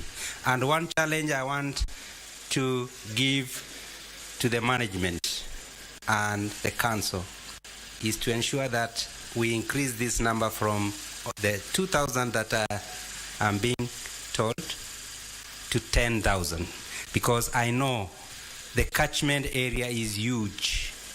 The industries, the tourism industry, the hospitality industry here, the mining industry is strong. The ICT industry is very strong. And most of the youth are out there. They need to transit to these institutions, the National Polytechnic and the other institutions, and also the vocational training centers. And we need to take this message, and I'm happy to see the principal from the high school being invited to come here. We need more principals to come here so that we create that pathway, the TVET pathway, and ensure that all the youth are taken into the TVET pathway. Thank you, and God bless you.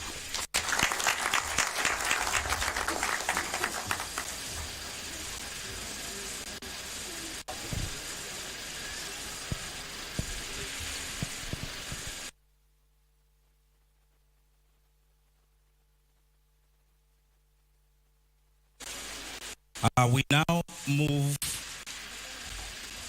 to the next item.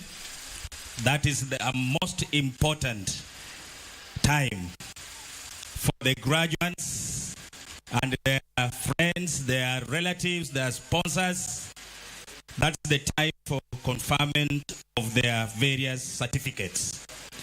At this juncture, therefore, I would wish to call upon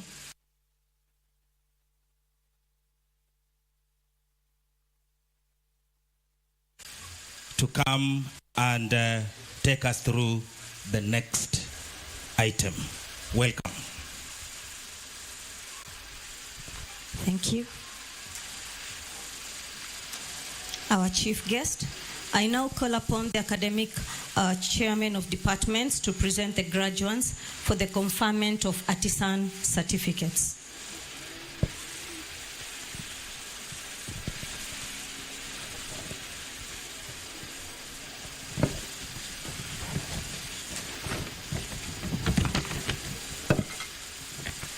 to our chief guest, sir. During the period March 2022 to November 2023 academic year, the following 10 candidates from Business Studies Department satisfied the examiners for the award of Artisan Certificate in Storekeeping. Paz, Chome, Mwailemi, Mwakai, Mwaluga, Mwanzia, Prudence, Ria, Sarah, Shingira, Wayua. Kindly stand.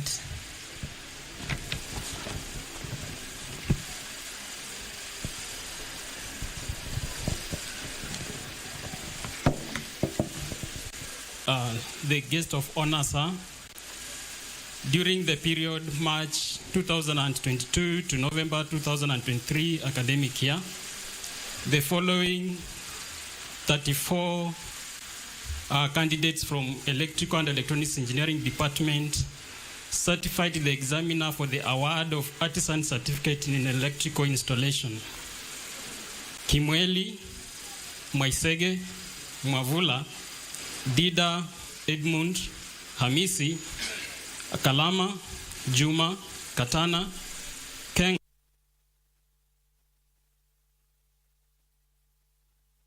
Msamuli, Mtiso, Mwakiwiwi, Mwakio, Mwalimu, Mwandata,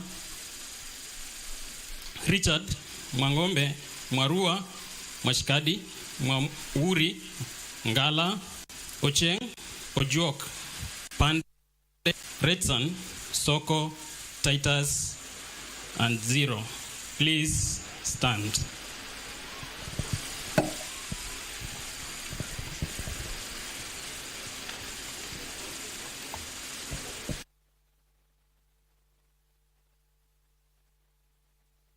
And Institution Management Department satisfied the examiner for the award of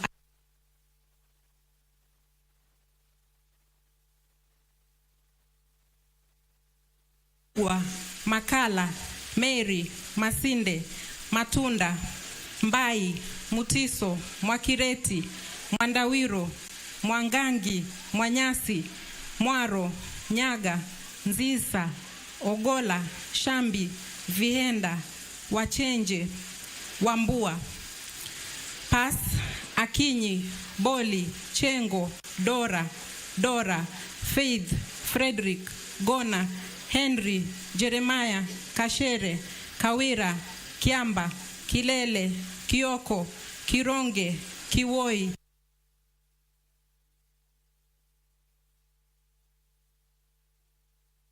Ili, Musioka, Mwakina, Mwalukumbi, Mwamtungu, Mwandoe, Mwangi, Mwangombe, Ndaro, Odhiambo, Richard, Sarafina, Steven.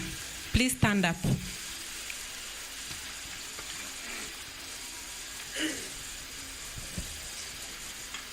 Our chief guest, sir, during the period March 2022 to November 2023 academic year, the following 12 candidates from Mechanical Engineering Department satisfied the examiner for the award of Artisan Certificate in Motor Vehicle Mechanics. Credit Mwanzia, Pass, Chivatsi, Mbuvi, Mtigo, Munene, Mutinda, Mutisia, Mwachia, Mwalele, Nduva, Onkoba, and Otieno. Our chief guest, sir, as a Polytechnic, we've partnered with the community to do several programs for the community through our able partners, the Association of Kenya Elders. We've trained a number of them in a short program on animal husbandry. I therefore now call upon the Czech representative to present the graduates for the award of the short course in animal husbandry.